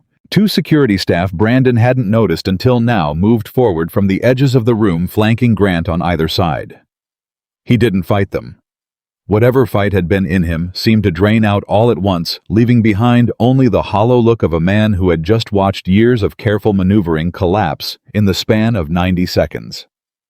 As they walked him toward the exit, Grant's eyes found Brandon's across the room. "You think this changes anything?" Grant said, voice quiet now, almost bitter. "You think being right about my involvement makes you safe. It doesn't. Whitfield doesn't stop just because one piece falls off the board." Brandon held his gaze steadily, the way he'd held it through every threat this building had thrown at him over the last 3 days. "I've dealt with worse than a man who hides behind shell companies," Brandon said. "I'm not worried about Whitfield. I'm worried about the woman standing in this room who almost hired somebody willing to sell her out for the right price. That's the part you should be ashamed of, Mr. Holloway. Not getting caught. Betraying the people who trusted you in the first place." Something in Grant's expression cracked at that, not remorse exactly, but something close enough to it that Brandon almost felt something other than contempt for him. Then the doors closed behind him, and he was gone. The training hall stayed silent for a long moment after Grant's departure, the remaining candidates exchanging uncertain glances, none of them quite sure what they'd just witnessed, or what it meant for the evaluation process they'd spent 3 grueling days completing. Victoria turned to face them, visibly gathering herself the sharp, cold authority she'd shown Grant, softening into something more measured, more human. "I apologize," she said. "None of you should have had to witness that. What I can tell you is the evaluation process you've all completed over the last 3 days was legitimate, thorough, and it will absolutely factor into our hiring decisions. What just happened with Mr. Holloway is a separate matter, and it will be handled separately with full transparency to this company's board once the investigation concludes." Derek, standing near Brandon, muttered under his breath, "Well, that's one way to end a Thursday." A few nervous laughs rippled through the group, breaking some of the tension.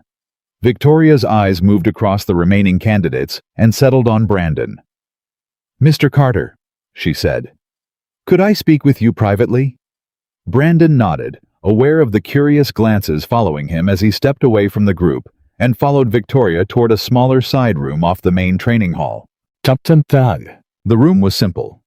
A table, 2 chairs, a window overlooking the estate grounds. Victoria closed the door behind them and stood for a moment with her back to him, gathering her thoughts before finally turning around. "I owe you an apology," she said. Brandon raised an eyebrow slightly. "For what exactly?" "For all of it," Victoria said. "For letting Grant run this process the way he ran it. For not stepping in sooner when it became obvious he was targeting you specifically. I watched most of it happen through glass, Mr. Carter telling myself I needed proof before I acted. And the entire time you were the one absorbing every consequence of my patience." Brandon considered that for a moment. "You got your proof. That matters more than the delay, ma'am. If you'd moved too early, Grant might have covered his tracks well enough that none of this ever came out. Whoever's behind him would still be sitting comfortably waiting for another opportunity." "That's a generous way of looking at it." "I've learned generous ways of looking at things," Brandon said. "Bitterness doesn't leave much room for anything else. I stopped affording it space a long time ago." Victoria studied him for a long moment, something thoughtful and searching in her expression. "Can I ask you something honestly, Mr. Carter?" "Go ahead. Why didn't you walk away?" "After Grant's interview, after the police report, after everything this process put you through, most men would have decided it wasn't worth it. You could have gone back to your repair work, avoided all of this. Why did you stay?" Brandon was quiet for a moment, turning the question over the way he turned over most things carefully, honestly, before answering. "Because my daughter watched me leave the house 3 days in a row, believing I was walking into a room that might finally recognize what I have to offer," he said finally. "And I've spent a long time teaching her that giving up when things get hard isn't who our family is. I couldn't very well turn around and prove that lesson wrong the first time somebody made it difficult for me to keep going." He paused. "And honestly, ma'am, some part of me recognized pretty early on that whatever this job actually turned out to be, it mattered to have somebody like you making the decisions at the top of it. Somebody who was paying close enough attention to notice what Grant was doing before it went too far." Victoria's expression softened at that something genuine and unguarded passing across her face for just a moment. "For what it's worth," she said, "I noticed you long before Grant tried anything. The first evaluation, the hostage scenario. You didn't react to the threat, Mr. Carter. You anticipated it before it fully appeared. I've watched a lot of skilled men move through this building over the years. I've never seen anyone move through a room the way you do." "Years of practice," Brandon said quietly. "Not the kind I'd wish on anyone." "No," Victoria agreed. "I imagine not." A silence settled between them, not uncomfortable, but weighted with things neither of them had said yet. "The board makes the final hiring decision in 2 days," Victoria said finally. "But I want you to know, regardless of what happens with that formal process, what I witnessed from you over the last 3 days. The way you carried yourself under pressure, under insult, under an attack on your own character that most people would have crumbled beneath, that told me everything I needed to know about who you actually are, Mr. Carter. Whatever the board decides, I hope you understand that." Brandon nodded slowly. Something tight and grateful lodged in his chest that he didn't quite trust himself to put into words. "Thank you," he said simply. Chad. 2 days passed in a strange, suspended kind of quiet. Brandon went home each night to Maya, who peppered him with questions about the mysterious boss lady, and whether he was going to get the job questions he answered as honestly as he could, without burdening her with the parts of the story that weren't hers to carry. He made her pancakes twice more, not because either of them had had a particularly rough day, but because it had become somehow, without either of them quite deciding it on purpose, a small tradition neither wanted to let go of. On the second night, as he tucked her into bed, Maya looked up at him with the same serious expression she'd worn the morning of his interview. "Do you think you'll get it?" she asked. "I don't know, baby." "But you did good, right? Like you said." Brandon smoothed a hand over her hair, thinking about the training hall, about Derek's apology, and Grant's downfall, and Victoria's quiet gratitude in that small side room. "I think I did the best I know how to do," he said. "Sometimes that's all a person can control. The rest isn't up to us." Maya considered this with her usual gravity. "Mrs. Alvarez says the universe rewards people who do their best even when nobody's watching." "Mrs. Alvarez sounds like a wise woman." "She's my reading buddy," Maya said. "She's 91. She says she's earned the right to say whatever she wants." Brandon laughed softly, kissed her forehead, and turned off the lamp. "Go to sleep. Whatever happens tomorrow, it doesn't change anything about how proud I am of you. Understand? None of it." "I know," Maya murmured, already half asleep. "You tell me every day." "I mean it every day," Brandon said quietly, and sat with her a moment longer in the dark, listening to her breathing slow into sleep, feeling despite everything uncertain, waiting for him at Ashford International, a deep and steady peace settle into his chest. Whatever happened next, this her safety, her happiness, this small quiet room, this was the thing he had never once been willing to gamble. The call came on the third morning, not from Ashford International's Human Resources Department, but from Victoria Ashford herself. "Mr. Carter," she said, when Brandon answered, standing in his kitchen with Maya's cereal bowl still in his hand. "I wanted to reach out personally before the formal offer comes through channels. The board has unanimously approved your hiring as a member of my personal protection detail, effective immediately pending your acceptance." Brandon set the bowl down slowly, something in his chest going tight and warm all at once. Thank you. Truly. There's something else," Victoria continued. "I'm hosting a public foundation event this weekend, a fundraising gala downtown. Several hundred guests, significant press presence. Given everything that's happened this week with Grant, and given what we now know about Whitfield's willingness to interfere with my security arrangements, I'd like you on my detail for that event specifically. I understand if it's short notice." Brandon glanced toward the hallway toward Maya's room, already running the calculations. He ran every single time a job asked something of his time. Can I ask what the event requires? Hours travel, anything that would take me away from home overnight. Local, one evening, you'd be home by midnight, I'd imagine, Victoria said. I know we haven't finalized the details of your contract terms yet, regarding travel and scheduling. Mr. Carter and I want to be upfront. Those terms are entirely negotiable, based on what you need as a father. This weekend is simply a matter of immediate necessity, given the security concerns that surfaced this week. Brandon considered it for a moment, then nodded to himself, decision already settling into place. I'll be there. Thank you, Victoria said, real relief audible in her voice. I'll have Nathan send over the details. The gala was held at a downtown event space with floor-to-ceiling windows overlooking the city skyline. Several hundred of Chicago's wealthiest and most influential residents gathered beneath soft lighting, raising money for the Ashford Foundation's education initiatives. Brandon arrived hours early, walking the entire venue with Nathan and two other members of the newly reorganized security team, mapping every entrance, every blind spot, every possible vulnerability, with the same methodical thoroughness that had once kept entire units alive overseas.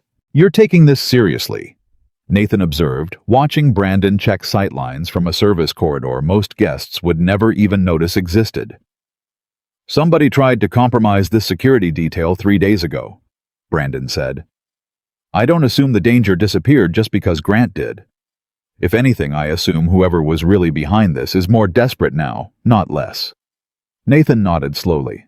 That's exactly the kind of thinking Victoria was hoping you'd bring to this job. By the time guests began arriving, Brandon had positioned himself at a discreet vantage point near the main entrance, dressed in a simple dark suit that Victoria's assistant had provided earpiece in place, eyes moving constantly across the growing crowd with the same quiet, unhurried attention he'd shown throughout the entire evaluation process. Victoria arrived an hour into the event, moving through the room with practiced grace, shaking hands, exchanging brief conversations with donors and board members. Brandon maintaining a careful distance behind her at all times, close enough to react instantly, far enough to let her move through the room without feeling crowded. 2 hours in, everything felt calm, controlled. The kind of evening that made Brandon's earlier vigilance feel almost like overcaution. Then his earpiece crackled.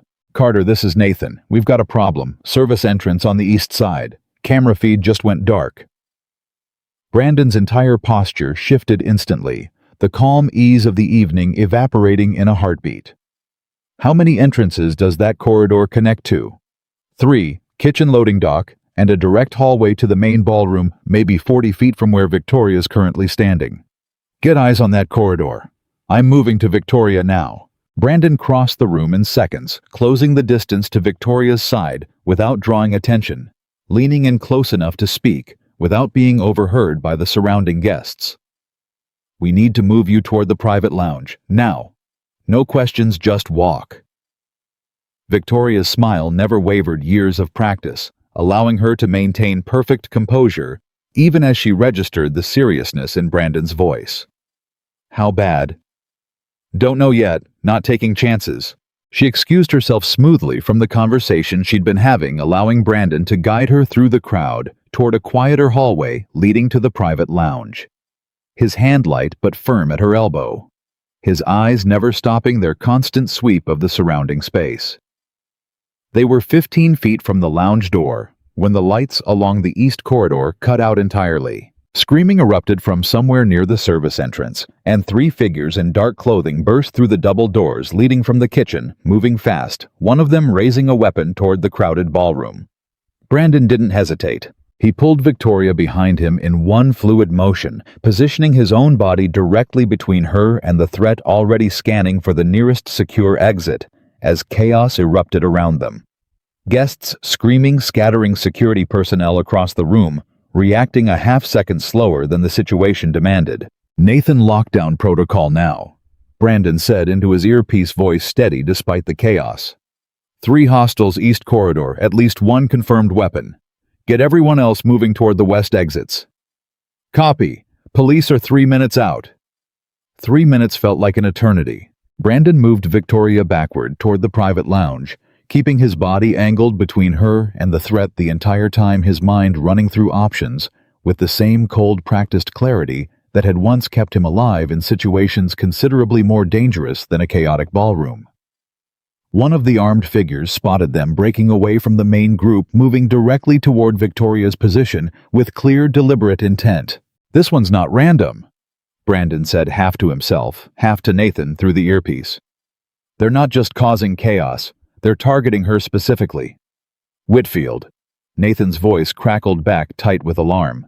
"Has to be. He's escalating." The armed man closed the last 20 feet, fast weapon raised, and Brandon made a decision in the fraction of a second available to him not to run, not to simply shield Victoria and hope, but to close the distance himself, meeting the threat head-on rather than allowing it to dictate the terms of the encounter. He moved. The man fired once a shot that went wide, striking the wall behind where Victoria had been standing a half-second earlier, because Brandon had already redirected her out of the line of fire the instant he saw the weapon rise. Then Brandon was on him, closing the distance in 3 fast strides, catching the man's weapon arm and driving it upward and away in the same motion he'd used against Derek, against the outside evaluator, the same controlled economical violence that had defined every fight Brandon had ever needed to win. The weapon clattered to the floor. Brandon drove the man down hard, pinning him in a controlled hold that left no room for further resistance, his own breathing steady, despite the adrenaline flooding his system. "Nathan, target down, weapon secured east side," Brandon called out. 2 more hostiles still active near the kitchen entrance. "Security's converging now. Police just arrived." Brandon looked up, scanning the chaos of the ballroom, and found Victoria pressed against the wall, exactly where he'd positioned her, shaken but unhurt. Her eyes wide with the particular shock of someone who had just watched violence unfold at a distance most people never experienced firsthand. "Are you hurt?" Brandon asked, moving to her immediately, still keeping himself angled toward the remaining threat. "No," Victoria said, voice unsteady but firm. "No, I'm fine. You—" She looked at him, something raw and overwhelmed in her expression. "You just saved my life." "That's the job," Brandon said simply, though something in his own chest was still tight, still running hot with adrenaline he wouldn't fully process until much later alone, the way he always processed these things. Security personnel swarmed the remaining 2 attackers within minutes, subduing them before either could reach Victoria's position, the chaos of the evening finally beginning to settle into the controlled aftermath of police interviews and emergency medical checks, and the slow, disorienting realization for everyone in that room of exactly how close disaster had come. 2 hours later, in a private room adjacent to the ballroom, Brandon sat across from a detective, taking his statement, while Victoria, wrapped in a blanket someone had brought her, despite being physically unharmed, watched from a nearby chair, still visibly shaken. "You have military training," the detective said, more observation than question, reviewing the notes he'd taken. "That's clear from how you handled the situation. Most civilians freeze under that kind of pressure. You didn't hesitate for a second." "I've had practice," Brandon said simply. The detective nodded, made a final note, and stood. "We'll be in touch if we need anything further. For what it's worth, sir, whatever training you've got, it probably saved several lives tonight, not just Ms. Ashford's. That man was moving toward the main crowd before you engaged him." He left the room, and for a moment Brandon and Victoria sat in silence, the adrenaline finally beginning to drain from both of them, leaving behind the particular hollow exhaustion that follows genuine danger. "Nathan's confirmed it," Victoria said quietly. "All 3 men have connections traceable back to a security contractor with ties to Whitfield Capital. This wasn't random. This was retaliation, or an attempt to remove me before the acquisition fight escalates further." "They'll try again," Brandon said. It wasn't a question. "Probably," Victoria admitted. "Men like Whitfield don't stop just because one attempt failed." Brandon looked at her steadily. "Then I'm not going anywhere.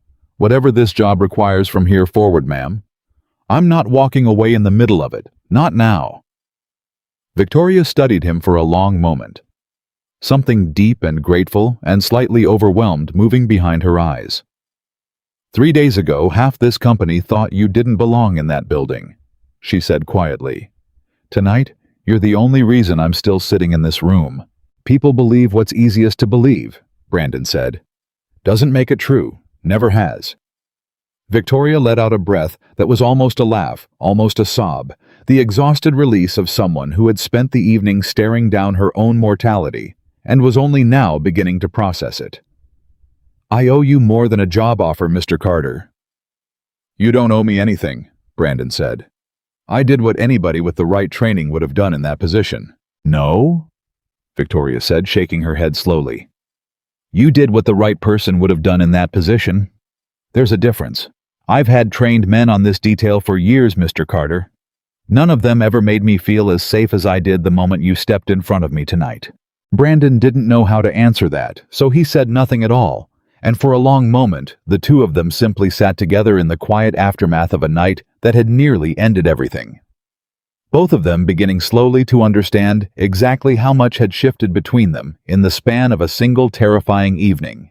Outside, police lights still flashed against the downtown windows, and somewhere across the city, Marcus Whitfield was already receiving the news that his plan had failed, a failure that would set in motion consequences neither he nor Grant Holloway had ever anticipated, consequences that would finally completely expose the conspiracy that had begun the moment Brandon Carter walked through the doors of Ashford International wearing work boots and a faded jacket, underestimated by everyone in that room, except the one person whose opinion would end up mattering most. The morning after the gala, Brandon woke before his alarm, the way he always did, after something like that, body still running on the last threads of adrenaline, mind replaying every second of the encounter, even though his hands hadn't shaken once during the actual event.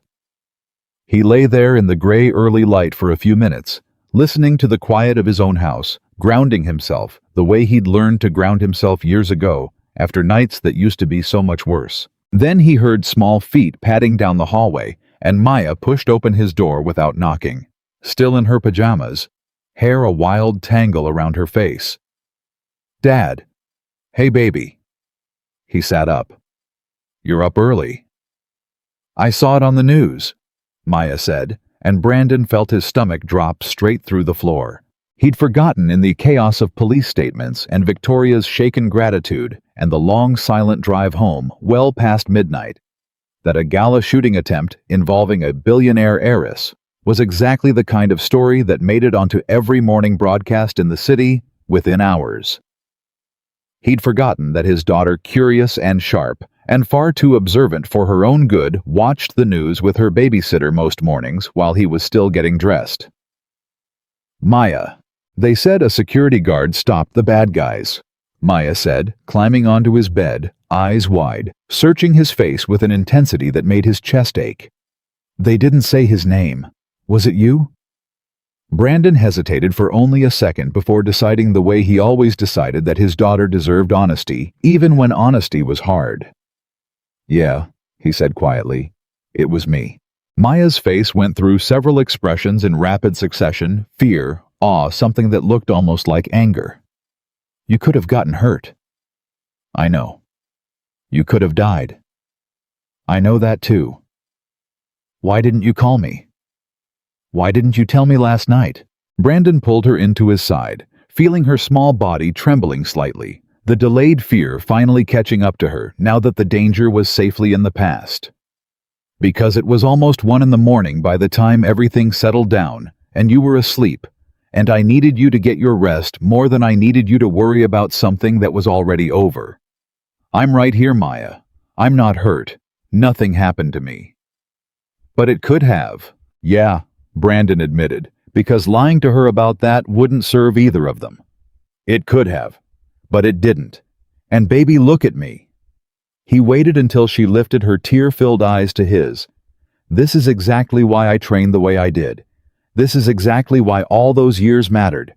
So that when a moment like last night happened, I'd know exactly what to do, and I'd come home to you afterward. Every time. That's the promise I made you the day your mom passed, and I intend on keeping it for the rest of my life. Maya buried her face in his shoulder and he held her for a long time, feeling the fear slowly drain out of her small frame, replaced by something steadier.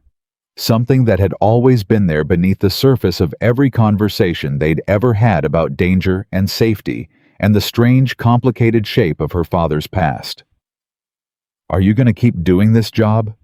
she finally asked, voice muffled against his shirt. Brandon thought about the answer carefully before giving it, because this was the question that actually mattered, the one underneath all the others. "Only if it's the right kind of job for our family," he said.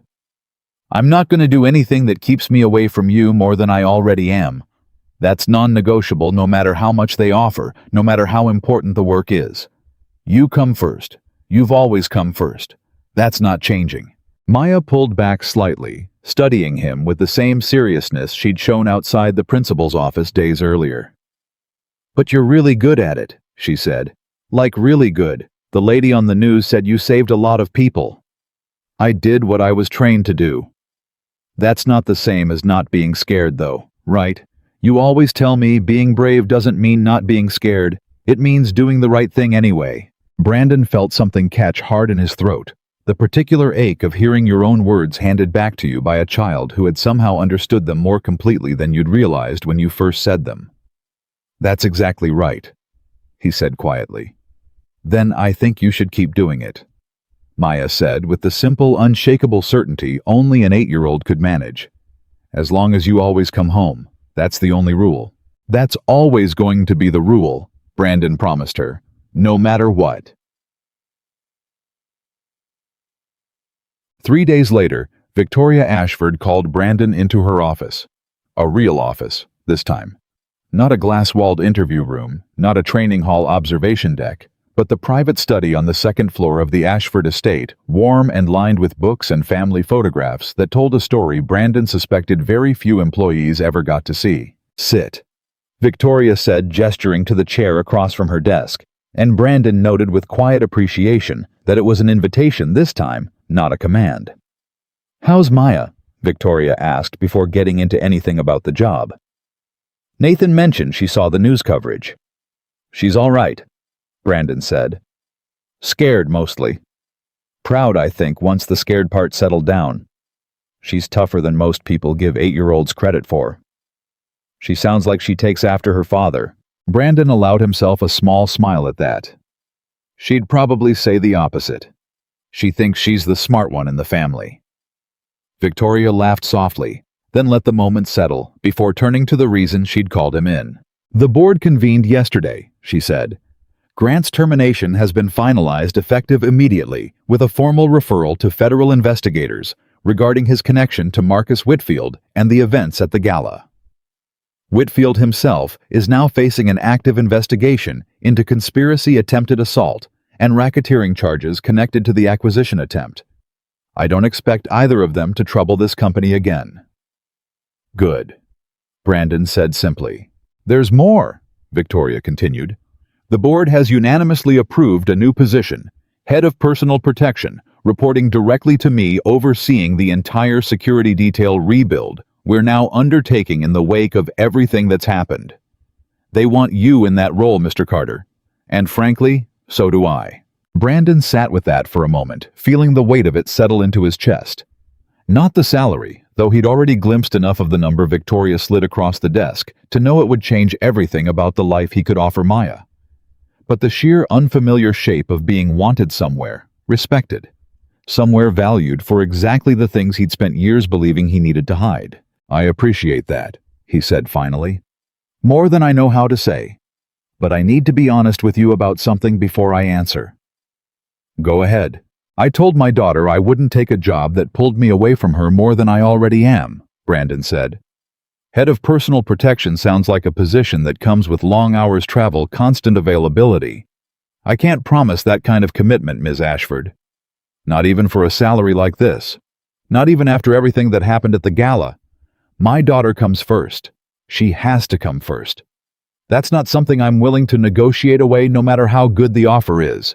Victoria studied him for a long moment, something thoughtful moving behind her eyes, and then to Brandon's surprise, she nodded slowly. "I expected you to say exactly that," she said. And it's precisely why I want you in this position, Mr. Carter. Not despite it. Because of it. She leaned forward. I've employed a lot of skilled men over the years who would have said yes to anything I offered, no questions asked, no boundaries set. Every single one of them eventually burned out, or worse, cut corners on the parts of their lives that actually mattered to chase whatever I was offering. I don't want that for this position. I want someone who understands in his bones exactly what's worth protecting and why. A man who chose his daughter over a career once already and never once regretted it. That's not a liability, Mr. Carter. That's the exact quality that makes you trustworthy with my life. She slid a folder across the desk toward him. I had legal draft new terms specifically with this conversation in mind, she said. No mandatory travel beyond what you approve in advance. No overnight assignments without significant notice and your explicit agreement. Built-in flexibility for school events, emergencies, anything your daughter needs.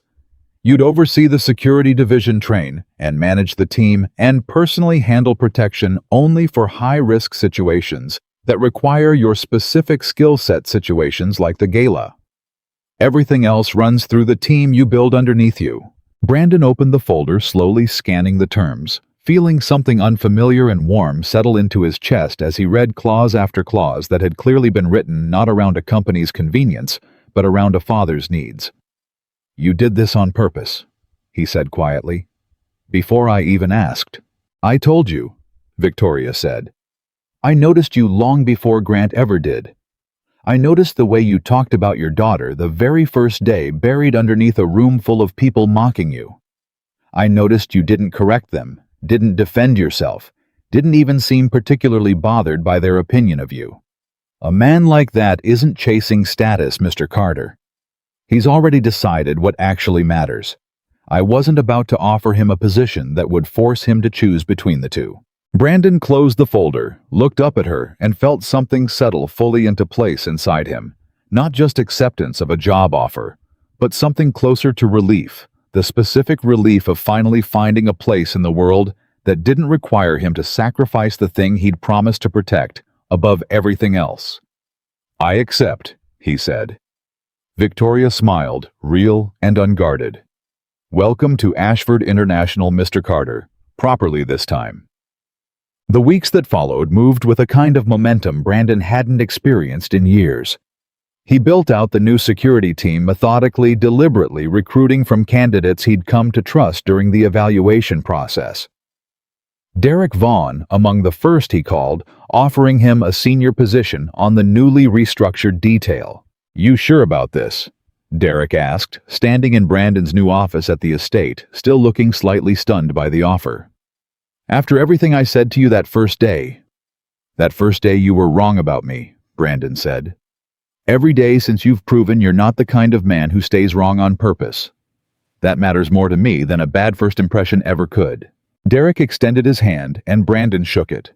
Feeling the shift between them settle fully into something like genuine partnership, two men who had started as rivals and ended up through nothing but honesty and hard-earned respect becoming something closer to family. Kendra Ross joined the team as well, bringing her federal experience to bear on protocols Brandon was rebuilding from the ground up, protocols designed specifically to prevent another Grant Holloway from ever slipping through the cracks of Ashford International's security apparatus again. Nathan Brooks, who had spent years quietly protecting the Ashford family's interests from the shadows, became something like a mentor to Brandon in those early weeks, walking him through the deeper history of the company.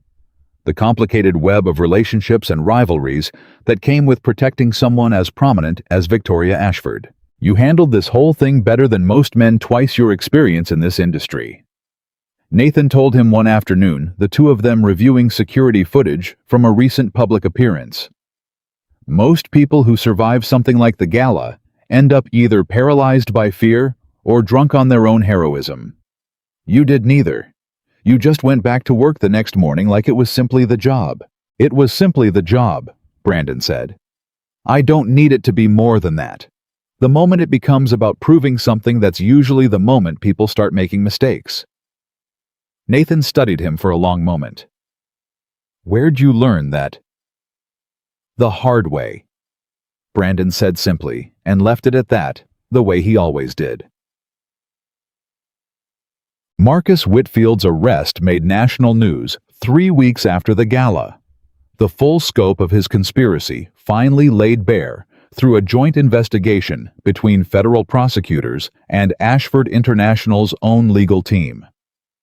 The story detailed everything: the shell companies, the compromised security director, the hired attackers meant to intimidate or eliminate Victoria Ashford before she could block another hostile acquisition attempt. Grant Holloway's name appeared throughout the coverage. His 11 years of loyal service reduced to a footnote beneath the much larger story of his betrayal. Brandon read the article once standing in his kitchen with a cup of coffee and felt none of the satisfaction he might have expected from watching a man who'd tried to destroy him finally face consequences for it. Just a quiet, tired relief that it was over. "You look serious," Maya said, climbing onto a kitchen stool backpack already slung over her shoulder for school. "Just reading the news," Brandon said, folding his tablet closed. "Nothing you need to worry about." "Is it about the mean security guy, the one who tried to get you fired?" Brandon blinked, surprised, as he often was, by exactly how much his daughter absorbed, even when he thought he was being careful about what he told her. "How do you know about that? You talk in your sleep sometimes," Maya said matter-of-factly, spreading peanut butter on her toast with the focused precision of someone performing surgery. "You said his name a couple times, Grant. Sounded mad about it." Brandon huffed out a surprised laugh, equal parts embarrassed and touched. "I didn't realize you were paying that close attention." "I pay attention to everything," Maya said, echoing words he'd said to her 100 times, the exact rhythm of his own voice coming back to him through his daughter's mouth. "You taught me that." "I did." Brandon agreed, feeling that familiar warmth spread through his chest. "And for the record, yeah, it was about him. But it's over now. He's not going to bother us anymore." "Good," Maya said, simply biting into her toast. He sounded like a jerk.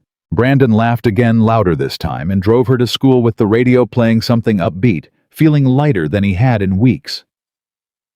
4 months after the gala, the Ashford Foundation hosted a literacy event at their downtown community center, bringing together underprivileged children from across the city for an afternoon of reading mentorship and donated books. The kind of event Victoria had quietly built her foundation's reputation around, long before Brandon had ever walked through the doors of her estate. Brandon attended as part of his official duties, though the security requirements for a children's literacy event were minimal enough that he mostly found himself standing at the edges of the room, watching Victoria move among the kids with the same warmth and genuine attention she'd shown him from behind that observation glass all those months ago. Then he spotted Maya standing near the front of the room, clutching a worn paperback copy of a book she'd been reading for the last 2 weeks, waiting nervously in a small line of children who'd signed up to read a passage aloud for the assembled crowd. "You didn't tell me you were doing this," Brandon said, crossing to her during a break in the program. Maya looked up at him, nervous energy radiating off her small frame. "I wanted it to be a surprise. Mrs. Alvarez helped me sign up. Is that okay? You're not mad?" "Mad." Brandon knelt down in front of her, straightening the collar of her dress with careful hands. "Baby, I am so proud of you right now, I don't even know what to do with all of it. Where's this coming from?" Maya glanced past him toward Victoria, who was making her way toward them with a warm smile. Ms. Victoria said everybody deserves a chance to be seen doing something they're good at, even if it's scary. Especially if it's scary. Brandon looked up at Victoria, something grateful and unspoken passing between them. "She's not wrong," Victoria said, crouching down slightly to Maya's level. "And for what it's worth, Maya, your father said almost exactly the same thing to me once about a situation that had nothing to do with reading at all. Guess that kind of wisdom runs in the family." Maya beamed, some of her nervousness melting away under the warmth of the attention, and a few minutes later, Brandon watched from the front row as his daughter stepped up to the small podium book, trembling slightly in her hands, and began to read haltingly at first. Then, with growing confidence, her voice carrying clear and proud across the room full of strangers who had no idea how much courage it had taken her to stand there at all. When she finished, the room erupted in applause, and Maya's face broke into the biggest smile Brandon had seen from her in months, searching the crowd until she found him, until their eyes met, and he mouthed the words, "I'm so proud of you," across the distance between them. She ran to him the moment the program ended, and he lifted her off the ground the way he used to when she was much smaller, holding her close, feeling the particular overwhelming joy of watching your child find courage in a world that hadn't always been kind to either of you. "Did I do good?" Maya asked, breathless, still clutching her book. "You did more than good," Brandon said. "You did exactly what your dad's been trying to teach you your whole life. You showed up scared, and you did it anyway. That's the whole secret, baby. That's all bravery ever really is." Victoria watched the two of them from a short distance away, arms crossed, a soft, unguarded smile on her face that had nothing to do with public relations or foundation optics, and everything to do with genuine, quiet admiration. "You know," she said when Brandon finally set Maya down, and the little girl ran off to find her reading friends near the refreshment table. "Watching the two of you together, I keep thinking about that first day. The way this whole room laughed at you. The way Grant tried to convince everyone you didn't belong in that building." "Feels like a long time ago," Brandon admitted. "It was 4 months," Victoria said. "But you're right. It feels like a different lifetime entirely." She turned to look at him directly. "I think about that morning a lot, actually. What would have happened if I hadn't been paying attention? If I'd let the room's laughter convince me the way it convinced everyone else in that building? I nearly lost everything to Whitfield's people, Mr. Carter. My company, quite possibly my life. And the only reason I didn't is because I chose to trust what I actually saw with my own eyes, instead of what everyone around me assumed, based on a work jacket and a pair of steel-toed boots." Brandon considered that for a moment, watching Maya laugh with a group of kids near the book table, feeling the particular settled peace of a man who had finally found exactly the life he'd been fighting for. "For what it's worth," he said, "I think about that morning too. Not with anger, though. Not anymore. Mostly with gratitude, honestly. If Grant hadn't underestimated me so completely, you might never have paid close enough attention to notice what he was really doing. Sometimes the worst moments end up clearing the path towards something a lot better than what came before them." "That's a generous way of looking at betrayal," Victoria said. "I told you," Brandon said, a small smile tugging at the corner of his mouth. "I learned generous a long time ago. Bitterness never got me anywhere worth going."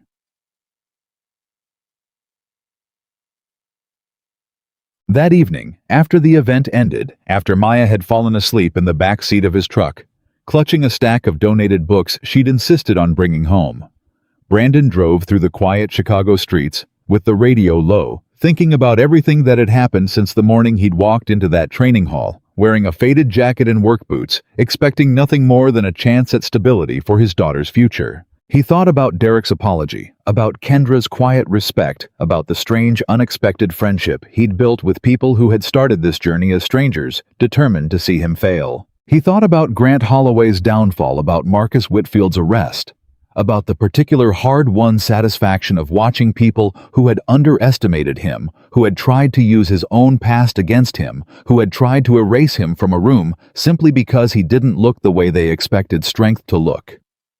Finally, completely face the consequences of that arrogance. But mostly glancing in the rearview mirror at his daughter's sleeping face, he thought about Elena, about the promise he'd made her in the last week of her life, standing beside a hospital bed.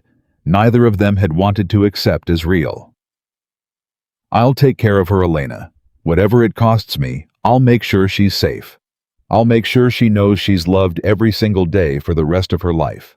He had kept that promise through years of quiet struggle, through nights spent worrying about bills, through mornings spent making extra fluffy eggs before sunrise, through every moment of doubt about whether he was doing enough. Being enough for a little girl who deserved everything the world had to offer. He had kept it through a billionaire's training hall full of men who laughed at his work boots, through a corrupt security director's attempt to destroy his reputation, through a chaotic night of gunfire and screaming that could have ended everything in an instant. And he was still keeping it now, driving home through quiet streets, with his daughter asleep in the back seat, a new job waiting for him that finally completely honored everything that mattered most about the life he'd built. Somewhere behind him, the world he'd left in the training hall 4 months ago had changed completely. A corrupt executive exposed a billionaire heiress, protected a security division rebuilt from the ground up on principles of honesty and genuine skill rather than appearance and assumption. Somewhere ahead of him waited years of a career he'd once believed he'd left behind forever, now reshaped into something that finally fit the life he actually wanted to live. But none of that Brandon knew as he pulled into the driveway of the small house that had always been enough for the two of them. None of that mattered nearly as much as what waited for him right here, right now. A daughter who trusted him completely. A home built on love instead of fear. A life he had fought for with everything he had. Not because the world expected him to, but because some things were simply worth protecting no matter what they cost. He carried Maya inside, tucked her into bed, still wearing her reading event dress, brushed a strand of hair from her face, and stood in the doorway for a long moment, watching her sleep, feeling the full, overwhelming weight of everything they had survived together, settle into something quiet and permanent and unshakable. The world had looked at Brandon Carter and seen a repair technician in work boots, a man not worth taking seriously, a man easy to underestimate and easier still to dismiss. They had been wrong about almost everything except the one thing that actually mattered. Brandon Carter had never needed anyone's permission to be exactly who he already was. A father who showed up, a protector who never sought glory, a quiet man who had learned through the hardest years of his life that true strength was never about how loudly a person announced it. It was about what a person was willing to protect and what they were willing to sacrifice to keep that promise long after everyone else in the room had stopped watching. And Brandon Carter had never once stopped watching. Not for Maya, not for Victoria, not for anyone who had ever needed someone quiet, steady, and unshakable standing between them and the danger the world tried to throw their way. That was the whole story in the end. Not a man who won a job or defeated a corrupt executive or stopped a conspiracy that could have destroyed a company built over generations. Just a father who kept his promise one ordinary morning at a time until the whole world finally saw exactly what had been standing in that training hall all along.